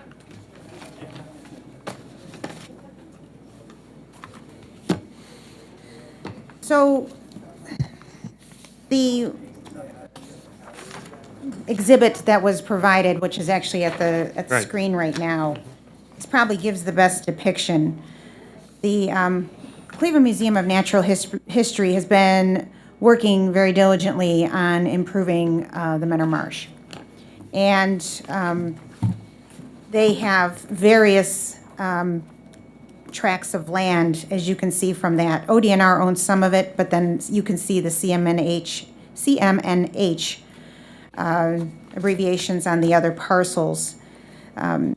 This land is being given to the Museum of Natural History by the Land Bank for purposes of taking care of the marsh, and also just to serve as the general caretaker of that 30 acres. It needs to be separated out from the front. It's not going to be developed. It's not intended to be developed. It really can't be developed. And the other area up front is going to be undergoing salt fill remediation. So that's why it needs to be separated. We've had various discussions and communications with the Museum of Natural History. They've been very cooperative with the city in improving the Menor Marsh area, and this is just an addition to that they would, again, like to split off, not for development, only for maintenance of that land area. So even though the southern portion of this subdivision has access to Deer Ridge Road, once this salt mitigation problem is taken care of, it's not going to be looked at as developable property after that? Not the back 30 acres, no. I'm talking about the lower section here. Well, that's 30 acres, this is 30 acres. I'm talking about the southern portion where the salt problem is, right? I think there's going to be there would be some great challenges in trying to develop that parcel. I can't speak for how they're going to utilize that southern piece, but the intent of this split was for the break off of the northern piece so that it could be, again, maintained and... We stipulate that it won't be developed? Sure. Okay. Put that in as a condition. Yeah, that was my only concern, is that this subdivision isn't being done so that there'd be future development. No. Somehow squeezed into this space. Or for instance, it might be combined with an adjacent property and then redeveloped. So that'll be a condition. Okay. Mr. Chairman, Mr. Sidoti? you're sure that this entity wouldn't object to us stipulating it? Yes. Without giving them a say-so on it, or? Yes. Okay. Good for me. I'll entertain a motion. Go ahead, Chair. A motion to approve with, I didn't see, is there more than one? My one condition? I didn't see. There's one at the bottom, so it'd be two. Yeah, two conditions. Second. Jess, when you're ready. Mr. Perkovic? Yes. Mr. Sidoti? Yes. Mr. Tiedemann? Yes. Mr. Varga? Yes. Mr. Cicero? Yes. Mr. Cook? Yes. Mr. Snow? Yes. Informal rezoning of approximately 185 acres from C1 Conservation and R4 Single Family Residential to PUD. Is that applicant here? I see the posses here, so.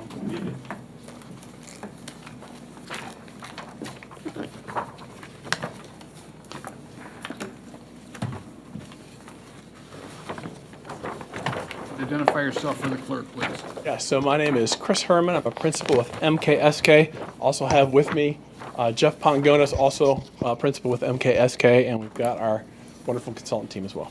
Okay. Go right ahead. Thank you. Well, on behalf of the Bolton family and our consultant team, it's an honor here to be representing them to present this conceptual plan for the Bolton property. We really appreciate your time tonight to give us your comments and thoughts on this conceptual plan in this informal hearing. I also do want to thank The staff has been very gracious with their time and meeting with us and answering our questions. So, again, we appreciate your time tonight. So, do I have a? Oh, you're gonna. I'm gonna do it. All right, I'm a signal. Gotcha. All right, excellent. That's great. So, I'd like to give you a quick overview presentation to introduce our thinking on the site and how we got to the plan, the conceptual plan that we have. Quick site history, go through the site understanding, and then talk about concepts, and then love to hear your thoughts. So, next slide. I think you're probably all familiar, but it's really important to say that the Bolton family has a long history, both on this site for generations as well as the community. They've had a legacy of service to mentor the region, the state, and service to our country. With the development that is occurring around their property, I think it's come to time now where they see the need to sell this land for development. But saying that, they really treasure the signature woods on their site and are working to make a commitment to have that preserved, a section of that preserved in perpetuity with public access. And I'm going to talk about that here more.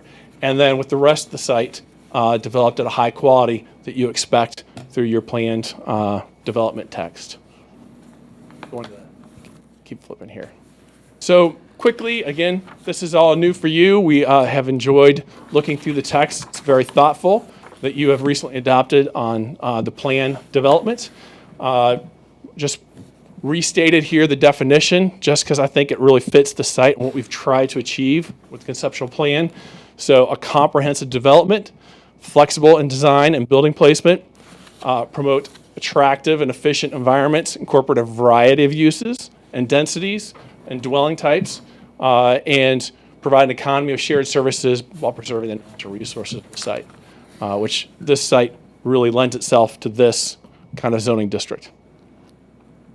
And then more specifically within your plan development, you have several different types of plan development. We are looking at the planned mixed-use development district, the PMUD district. And then again, here is the definition, most of the definition of the PMUD. And again, we think this is a perfect site for it. A mix of retail services, offices, entertainment, and residential uses, integrated, designed around public spaces, combined with a diverse mix of both residential and office, a hierarchy of development densities, connectors, local streets, integrated with the open space. And again, it's one framework and a comprehensive approach to the site, which is exactly what we're trying to do. So with that as the setup, our team has been working to go through the information that we need to provide you for formal submittal. What we'd like to do tonight is provide you with some of the early information so we can get your reaction and input. One of the things that's required in a formal submittal is a market study. And so we wanted to give you an early look at some of the market results we're getting back. Depending on what we hear from you tonight, we're going to continue to do some more detail on this. But what the study said is looking at this site, this area could support up to 1,850 units. I think a key part of that, and this is something you've all talked about when you did the PMUD or plan development text and what you've talked about at staff level, is a mix of housing and creating housing types that are underrepresented in the city so that people within the city can continue to live within the community as their housing needs change. And so that's something we're looking at, and the market study says that there is a market for that here within Mentor. On the retail side, it says up to 140,000 square feet of retail and restaurant can be supported in this area, and up to 45,000 square feet of office. The office is near term. One of the impacts of the Cleveland Clinic, looking across the street, across Center Street, is if that goes in, that will actually increase the demand for office, according to this study. As well as right now, there's a demand for a hotel, 80 to 100 keys, but with a Cleveland Clinic there, that demand would actually increase. So these are the preliminary findings. I want to caution you, we're not saying that we're trying to do all this on that site. We're just sharing what the market study says is the potential in this area. Again, I mentioned the Cleveland Clinic. That is part of the impetus. I think it's a great thing for the city of Mentor. The site across Center Street from this, there is some synergy, potential synergy, between the Bolton site and the Cleveland Clinic site. and I'll talk about that more.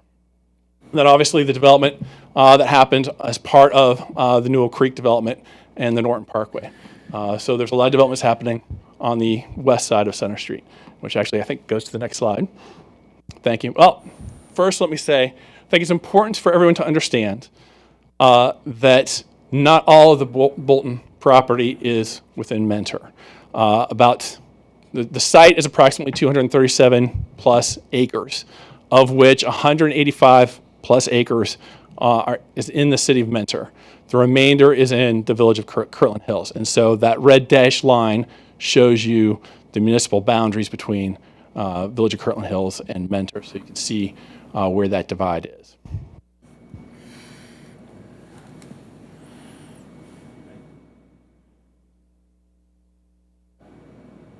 Site, but thank you.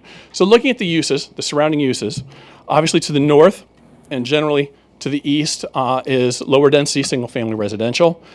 As you look at Center Street and go across Center Street to the west, we have progressively higher residential densities right there, and then progressing into the medical office district that is going to be the Cleveland Clinic. And so that helps frame our thought process. I'll go into more detail about how this site could develop. Looking at the zoning today, just to make it clear, so A, the area that's in A is the C1 Conservation District today. The area that's B is your R4 single family residential. And then again, C is in the village of Kirtland Hills, and that's in their farm and residence district, which is 5 acre minimum lot size for a residence. Site access, we have a number of intersections around this property. We have Norton Parkway, which seems like the most logical access point into the site, making a full interchange, a full intersection at that location. I think also when we look at site planning, just knowing what we think Cleveland Clinic's going to be interested in, they're probably want a southern access as you get off of 90 coming in. And so we've looked at where that could happen that works with their site and works with our site, also taking into consideration things like streams and topography, and that's what that southern red arrow indicates. We also have the trail that runs along Norton Parkway, and we're trying to, obviously we would like to connect that into this site, and we'll talk more about that. We've looked at topography. One of the requirements is a wetlands inventory, which we have done. So you're seeing on this both the topography, the ridge lines, the delineated wetlands, and the stream corridors. So you get a sense of the natural features here. Just call your attention to the northeast of the site. There's a series of small wetland, forested wetlands along the corridor there. And then the direct kind of central south part of the site is another grouping of forested wetlands. So this is the really big important point, and is near and dear to the family. This signature woods is something that the family loves, and they want to make sure that it's preserved in perpetuity. And they also want to make sure that it's publicly accessible by the community. So they are working with the Western Reserve Land Conservancy to purchase and maintain this ground in perpetuity as a natural feature that is open to the community. So that is in progress right now. And the idea is with the zoning, this could be finalized, and this then would become a permanent conservation zone, conservation area. It has, I've had the honor of being given a tour of the site. It's amazing. It's got mature indigenous woods. It's just really beautiful. The topography is beautiful. It's amazingly peaceful. It's a wonderful habitat. It is a great space. And so it would be a fantastic addition, I believe, I think, and the family believes, to the city of Mentor.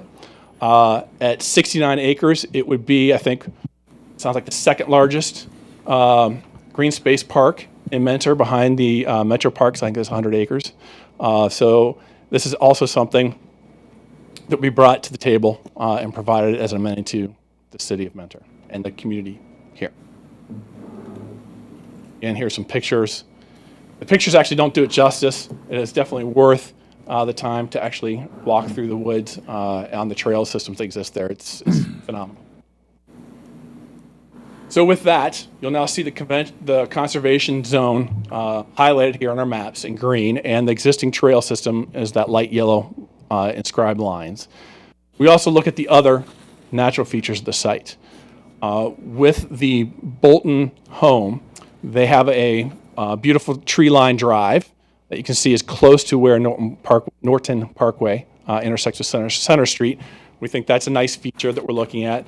Obviously, the Boltons put in the mounds around the western and northern part of their properties as development has occurred around their site, which those are significant. I think they've become part of the gateway experience and part of the amenity of the community. So we're looking at how to maintain those. There are some, as I mentioned, natural stream corridors. There's the wetlands and some forested areas. There's actually some tree rows that are very nice. And so these are all features that we're looking at how to thoughtfully, carefully integrate into a development plan. So when you start looking at the tree rows, the stream corridors, conservation zone, it starts dividing the area into developable ground. And so I will walk you through those. There's kind of this northern area, there's a central area, there's a southern area, and then there's the eastern area in the village of Kirtland Hills.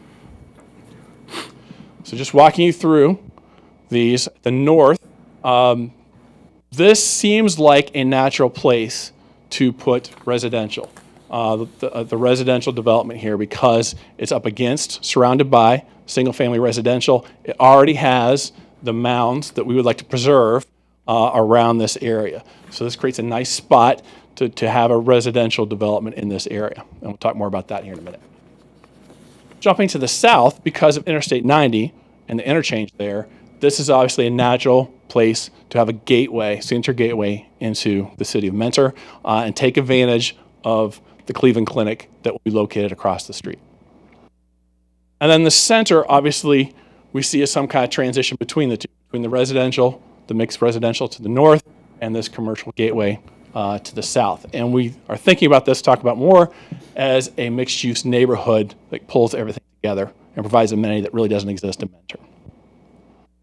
And then again, this isn't part of the development plan you're all seeing because it's in another jurisdiction, but this area would be large single-family estate homes.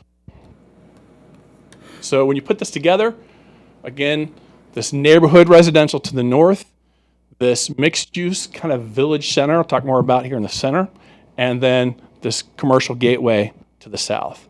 Now, don't get really locked into the pictures. We were just trying to throw some benchmark pictures. This isn't our designs. This isn't what we're saying is what we're going to bring forward. We're just saying here's some flavors of what we're talking about in those areas. So then this is the conceptual development plan. And what we'd really like to talk to you about. And I'm going to walk through this and then love to hear your comments. So again, you can start seeing the road layouts. I'm going to walk through that in these different districts. Also, I guess I should point out, we are very interested in preserving the Bolton House. I think everyone would like to see this preserved. We're trying to honor it as part of the site design, and with the road layout, it becomes a really nice central feature to this. Also, as you know, though, that takes a commitment. That takes some kind of funding system to maintain it across time. How do you use such a thing? And so we're working on a number of different avenues to think about how to make that happen. We can't absolutely commit to keeping it, but we are working on trying to come up with a way of doing that. So looking at the circulation framework, we'll have to provide more details when we do a formal submittal. But again, you'll see I'll start with the main access points from center. So we would line up with Norton Parkway. That's the obvious main entry into this site. Again, we think it's going to be important to the Cleveland Clinic. It's going to be important to our site. It's going to be important to unleashing the tax base and economic value of the ground around your interchange here to have probably another access point. Now, one of the things we've heard from staff, we've got to stay out of the ODOT limited right-of-way, so that roadway is just beyond that limited right-of-way.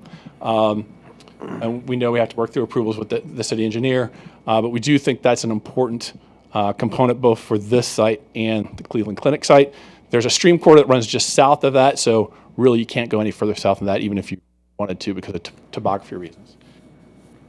There's a main spine that we're really using to frame the conservation area and really creates a nice feature. So when people are walking on the street, people are biking on the street, people are driving within this neighborhood, they are up against, they're experiencing on one side the great wooded areas, and then also framing the Bolton property central. So I think it's a really nice feature. And then in the residential neighborhood to the north, we're providing access points.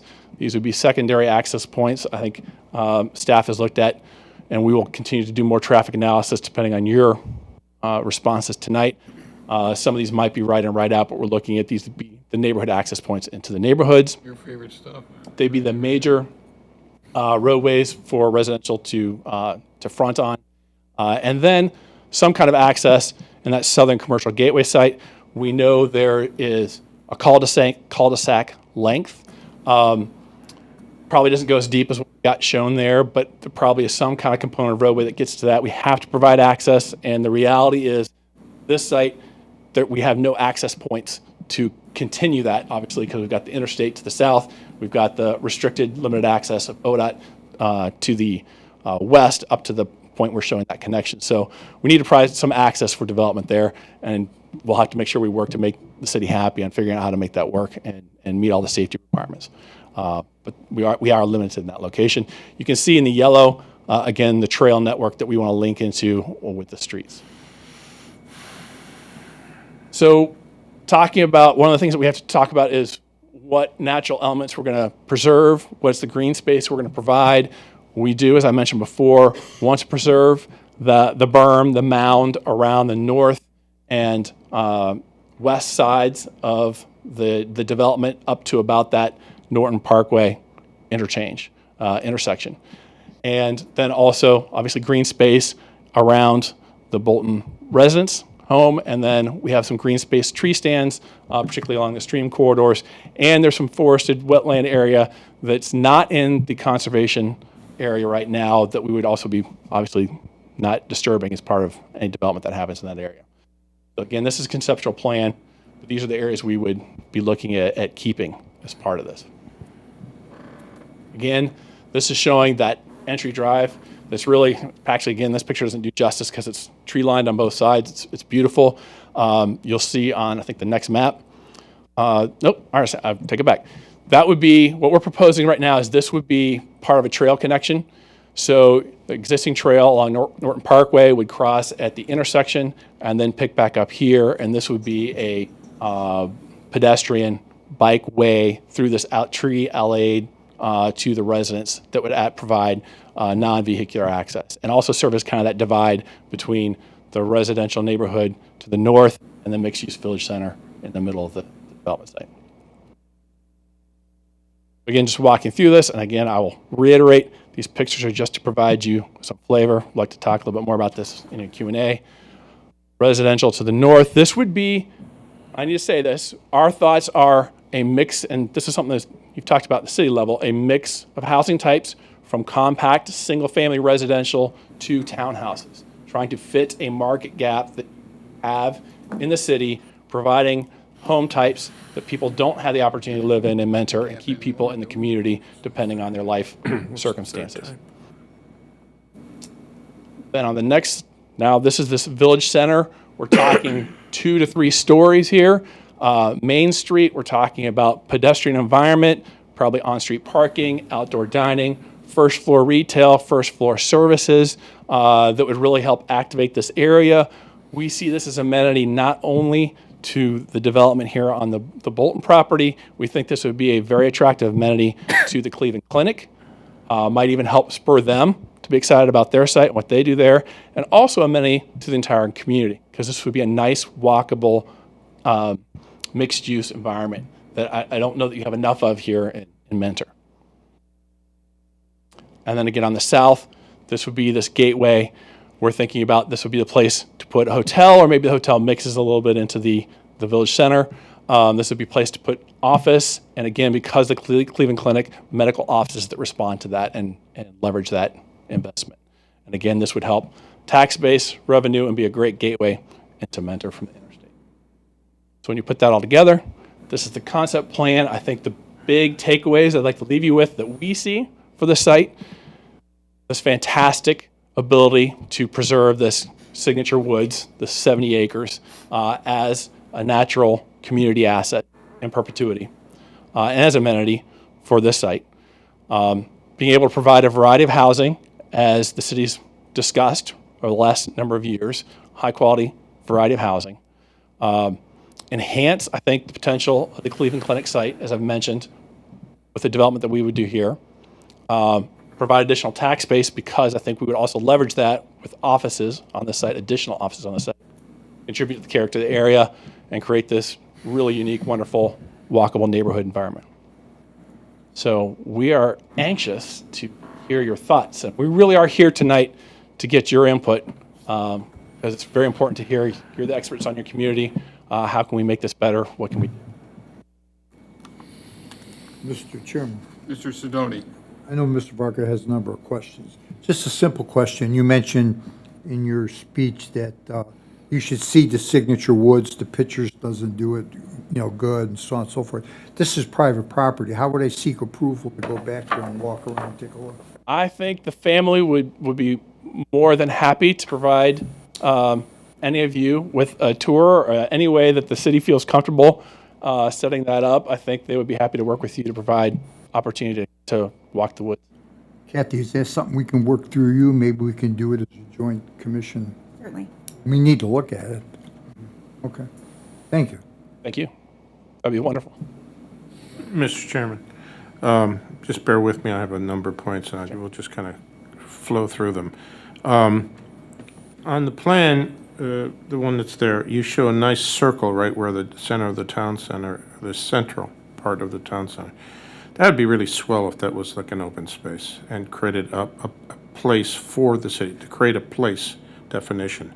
So even though I know this is schematic, I start looking for, represent that in the schematic so that we understand that that's going to be something that'll follow all the way through. Great. You did a little bit explain the difference between the commercial in the town center and the commercial in the commercial area, which is this gateway zone. So I think I understand that better.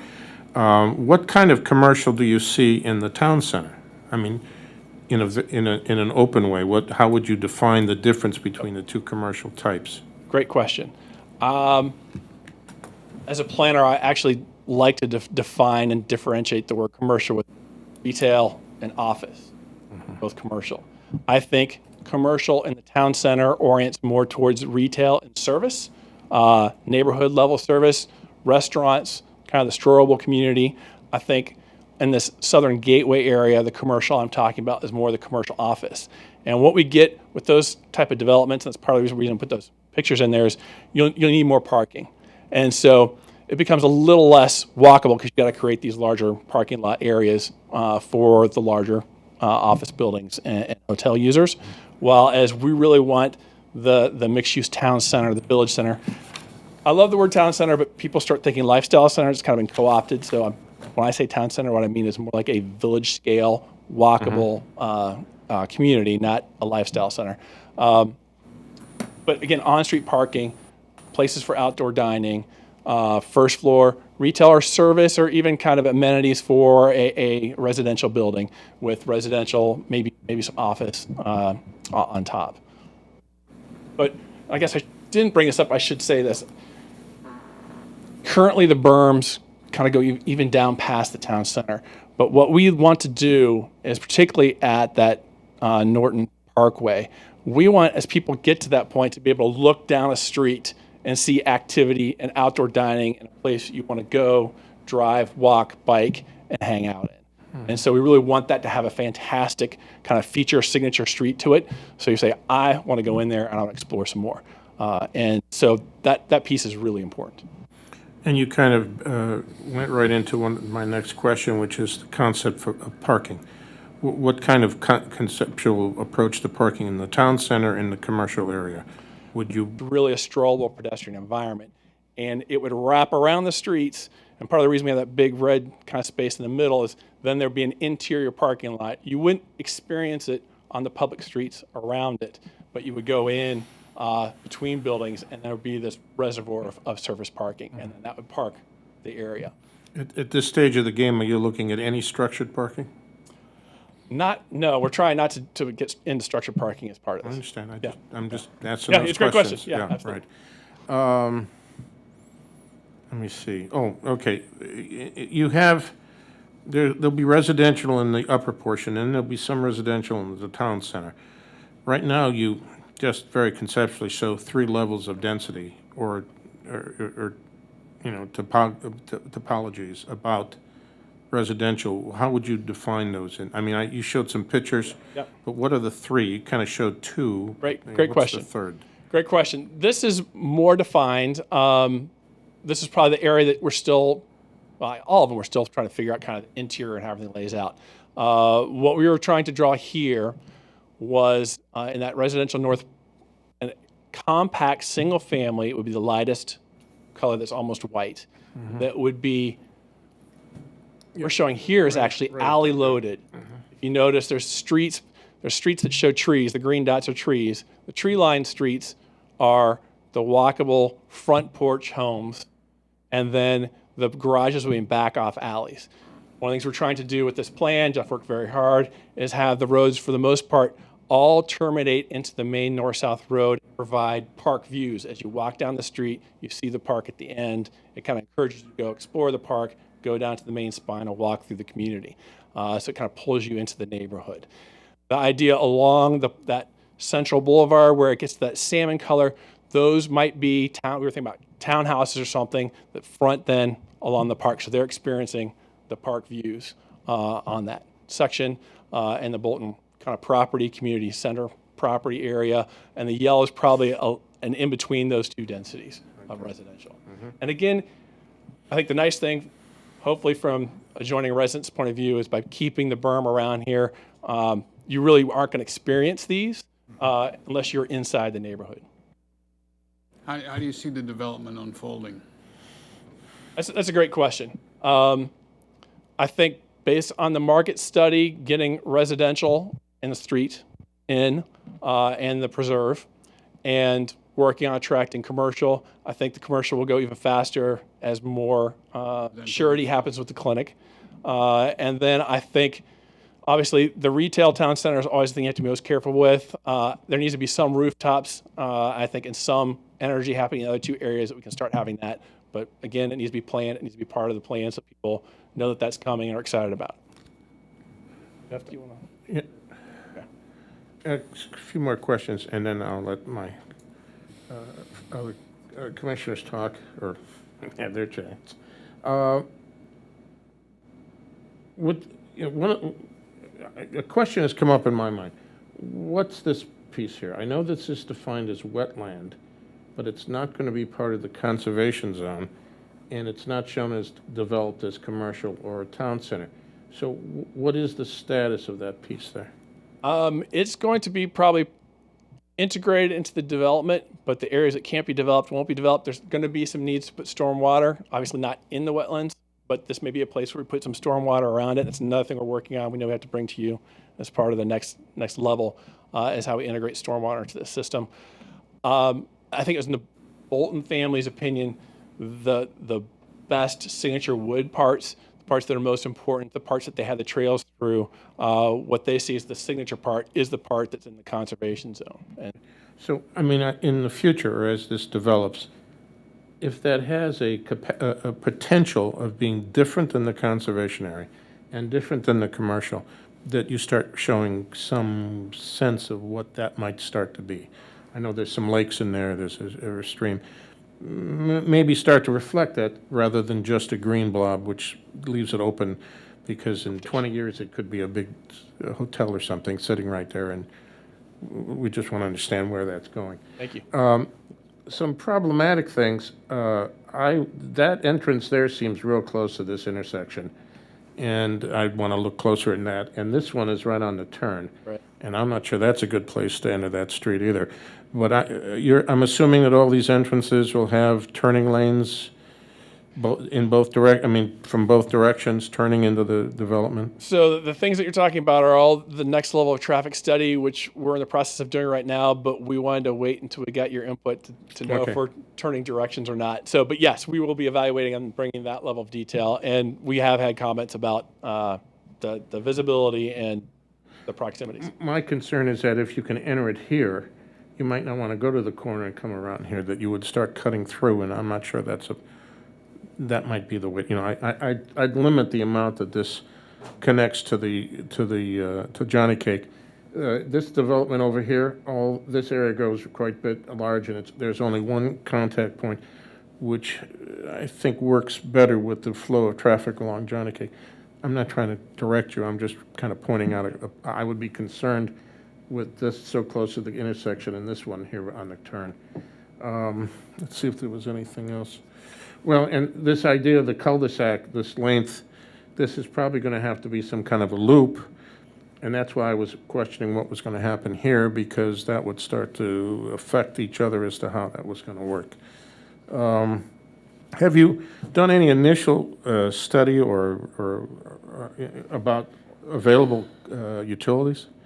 I mean, the perimeter utilities, is there enough at least that you see here that will be able to support this kind of development? We are working on getting letters for you as part of formal submittal, but so far, everything we've heard back to this point says that yes, we're okay on utilities. Okay. That's all for right now. Anyone else? Mr. Chairman, Mr. Sidoti? you've obviously done a lot of work, and I commend you, a lot of planning work. Given the possibility that the clinic is going to move forward, have you sat down with clinic officials and talked about your plan and how maybe you can incorporate some of their needs that are going to occur once they do build there? That is a great question, and we have talked about that. We actually want to wait until tonight, hearing from you before, so we had some direction. If you all said this is heading in the right direction, then we would have those kind of conversations. If you wanted us to pivot, then we would need to understand that before we met with them. But yeah, that absolutely is our. And have you reached out to get a feel from potential users, developers, financing options, and so on and so forth? Just started to do that. Okay. Yes. Let me just make another observation, or maybe something you're looking for direction or some thoughts. My thought is that I don't know that I feel that there's such a strong need to define the commercial and the town center separately. Okay, great. I'd like to see some of those same amenities that's in the town center in the commercial area, so people don't have to drive everywhere, that they don't have to get in a car from the commercial and drive to a restaurant that's only 2 blocks away. That might be too far to walk. So maybe those areas are more similar than they are different. Right. Thank you. One more, Mr. Chairman. Right ahead. Meant to, sorry, I didn't ask this. What feedback have you received from Kirtland Hills and their officials? That I don't know if any of the rest of the consultant team wants to answer that you've had the conversation, but I'll just say my understanding is as long as we're not showing anything that doesn't meet their current zoning, they're okay. Any team members want to add anything to that? Okay, I'm seeing nodding heads, so that sounds right. Good, thank you. So basically 2 houses. Yeah, yeah, exactly. I mean, yeah, right. Right, 12 acres, 5 acre lots, minimum is right, 2 houses. Chairman, Go ahead. I'd like to commend you on the forethought that's went into the master plan to this stage already. I want to buy in. Could you talk a little bit about the residential component? It seems like what you're already sort of alluding to in some of the photos is a distinct vision. With that in mind, do you have any sort of design and/or an architectural review board, or having something already designed that's in place so that you can see this vision that you're looking for come to fruition? So you're asking a fantastic question. I'd love to hear a little bit more of your thought, but and maybe Jeff, you want to come up here. But I think we have some ideas of some styles, again, high quality residential styles that don't exist here, but very much walkable and part of this theme that we're trying to create. One of the things we have talked about is we know we need to satisfy you as part of the rezoning process. that this is going to be of the quality and it's going to get built the way you want, particularly when it comes back for final development plan. One of the things we have talked about is whether there's some kind of architectural review built into the development as part of the process, so that there's some review of things before the city sees it. I don't know if you've done that in other places, but I guess we'd be interested in your thoughts. So, yeah, so from my standpoint, just with that in mind, and you've alluded to that already, the walkable community, I think, really starts to define things like front porches and so forth. And so if the end result is, if that's what you want, I suggest almost highly that that becomes part of the architectural review board, and/or that's the style that is what fits in there, and sort of that guides the end result, and I think that's going to be very important.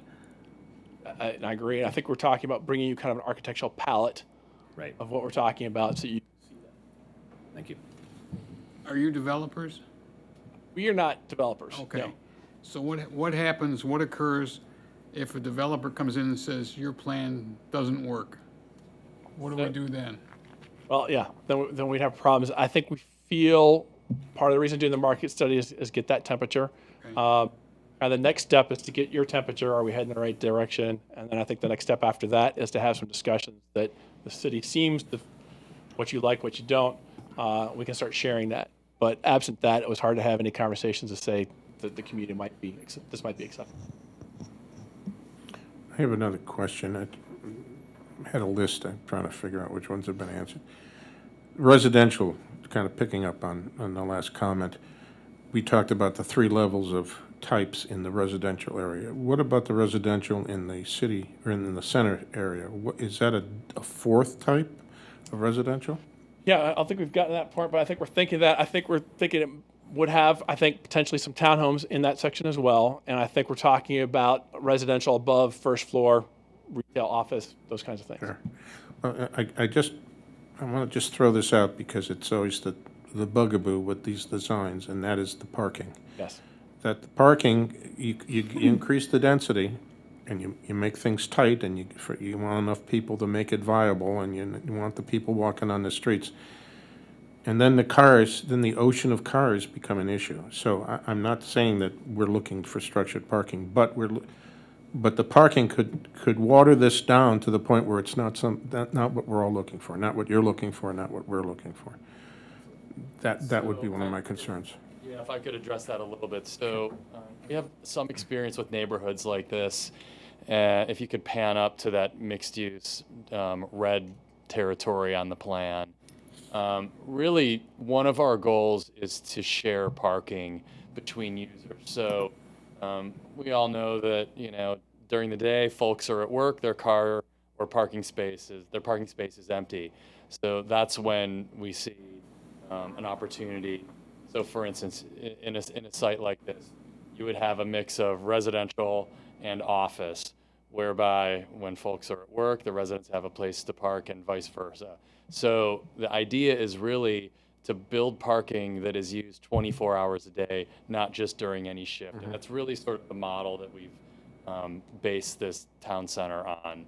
And our goal is to not build those parking lots that you describe. It's really to minimize the amount of asphalt and hide that parking resource as often as possible. And I was thinking that same way about the separate commercial in this area, that all the restaurants in this area, and it's just too far for people to walk. They're going to get in their car and drive a quarter mile and have to look for a parking space. And if somehow it was integrated more, so that the walking experience could be right from the commercial to these spaces, it would take the emphasis off the automobile. I think we agree with you 100%. What we're saying, and the reason that we're, sort of marking that difference between those two zones is because we think there's likely less demand for residential along the highway in this configuration, but that doesn't preclude the opportunity to share parking. For instance, a hotel and an office building share really well. So that's sort of some of the thinking. So I think your comment that those things should be more similar than dissimilar is something that we respond well to. I think everyone's excited about this, but the big question mark is, we all get excited about all these nuances and sophistication and integration and of circulation and, and every Asian that you can think of, right? But we'll end up that way when it gets built. And the people, I think, would be excited about this if it turns out the way we're talking about it. If it doesn't turn out the way we're talking about it, that's the bone of contention. So the question about how do we, as we go down this road and we make agreements with you or you make agreements with us, how is that nailed down relative to when it gets developed? I mean, is there any constraints in our review or approval of an approach at this state that can be can still carry some weight when the 5 years from now when someone's digging a hole and putting in an ocean of parking and no sidewalks, Chairman? Yes, to Mr. Vargas' question. This obviously is a unique animal. There is no developer that's been identified. There's no end users, no LOIs, anything in place relative to who ultimately may want to build there or what product they believe they can get a sufficient return on to justify their investment. So in approaching this, obviously, I think it's going to be extremely important that it be understood that there's going to have to be some flexibility, both on the part of the property owner, developer, as well as the city. Now, there may be some aspects of that flexibility that are a bridge too far for one side or the other. I think identifying what those are as this moves forward is going to be a critical aspect of this review. It's been suggested that a walkable town center with maybe some on-street parking, but for the most part, the larger parking fields would be hidden from the public rights of way, would be a critical component of this. Now, if everyone can agree on that, that's fine. The reality is that without identifying who may actually develop in there and whether or not they think they can get a good return on investment with that style of development, identifying that concern in the development community earlier on is going to be, I think, a critical aspect of this, because you can potentially address those concerns earlier on. Maybe that means some type of more definitive shared parking areas and understanding where exactly that will be located, and that it may be a bit more sizable than otherwise necessary to support the sort of the build-to line that the developer or the gentleman has indicated is acceptable here. So yeah, I think identifying some of those critical elements, both on the city's end and what the property owner feels that they can actually market at the end of the day, if it is ultimately rezoned, is fairly crucial. Obviously, we don't have a lot of townhome style development in Mentor. We do, actually we do, I'll take that back. They're actually fairly old and they're part of condominium communities. I think what's being suggested here is something a little bit more traditional in nature that you may see out there on the West Coast in terms of that type of townhome development, something a little bit more significant. So that is where the expectations of the city regarding what that might ultimately look like in terms of its architecture, design, setback, and other such aspects of how that would look like at the once built. It would be pretty crucial because obviously there's not an architect in here. We're not going to actually be able to approve any elevations or anything of that nature. So what is truly material, I think it's pretty critical to have that agreement in place. And to the extent those would be conditions of the rezoning to guide development in the future, that's certainly something that would be very beneficial to the city. So, and thinking about this as we're discussing it, I suggested that circle represents the center, make a square, something that it starts to define, that start to integrate into your graphics some type of parking representation so that people understand, even at this level, what we're talking about. Because if we don't define it, if you don't define it, if I don't define it, or the city doesn't define it, then the developer's going to define it, and he's not going to have sat at the table, as he was just saying. So I would start representing some of those things to try to, in the gross graphical way of trying to plan this out.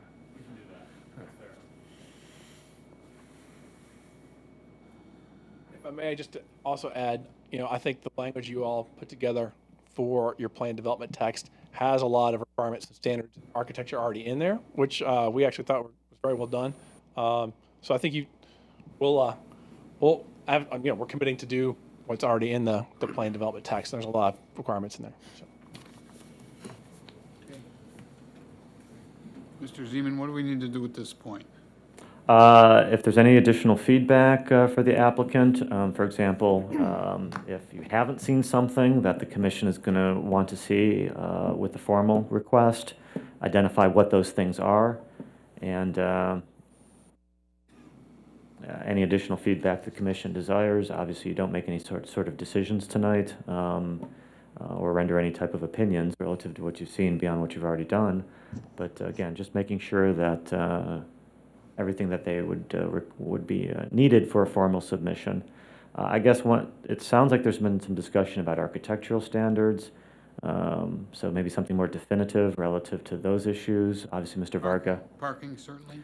Certainly parking, and being more definitive as to exactly how much capacity is going to be required here, if it's built out as envisioned, and where that may be located, and whether or not it's going to be sufficient.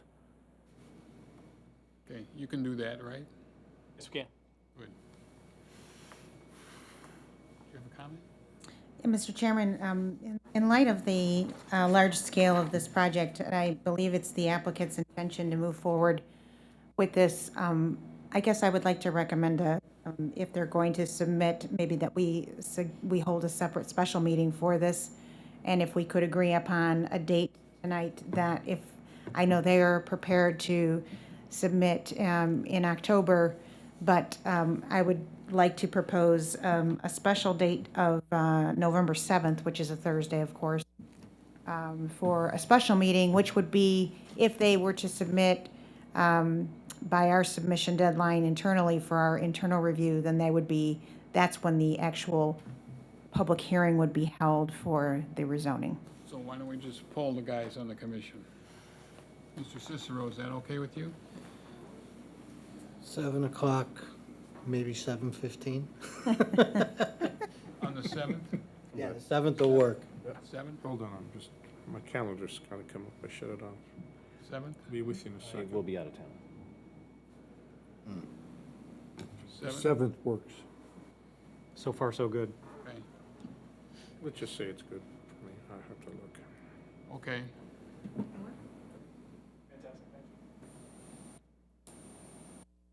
Does that give them the framework that they need to have so it unfolds in a timely manner? Okay. Making that special time. We appreciate Mr. Chairman, Maybe we got to do something about that. just one more question, please. Go ahead. Your efforts to preserve the Bolton House, that's a good thing. It's preserving history, reminds you of the origins of this property and the contributions the Bolton family has made. Once preserved, what's your vision for that property? Is it open like for tours? Is there anyone living there now? Could it be used for community events and meetings? And what's your vision for that? That's the really big question that we're trying to work on. We need to figure out a use that how to integrate in the site that will be able to afford to maintain it. Really, what it comes down to, and it's a tough thing. It's not something you can just do, snap your fingers. So we're looking at a number of different options, and so we'll let you know as we go forward. We can't. We would love to, but we can't promise that it absolutely preserved. If we can't, if all our avenues get closed off, we'll let you know. But we can. we really want to preserve it and keep it, make it an integral part of the site plan. Thank you, Mr. Chairman. So 7 o'clock, 7:15? That's fine. Mr. Cicero, 7:15? Yep. I'll be here at 7:15. 7. I'll be late, Ken. 7:15. Don't worry, I'll still be talking when you come. Yeah. Thank you. Thank you so much. Thank you.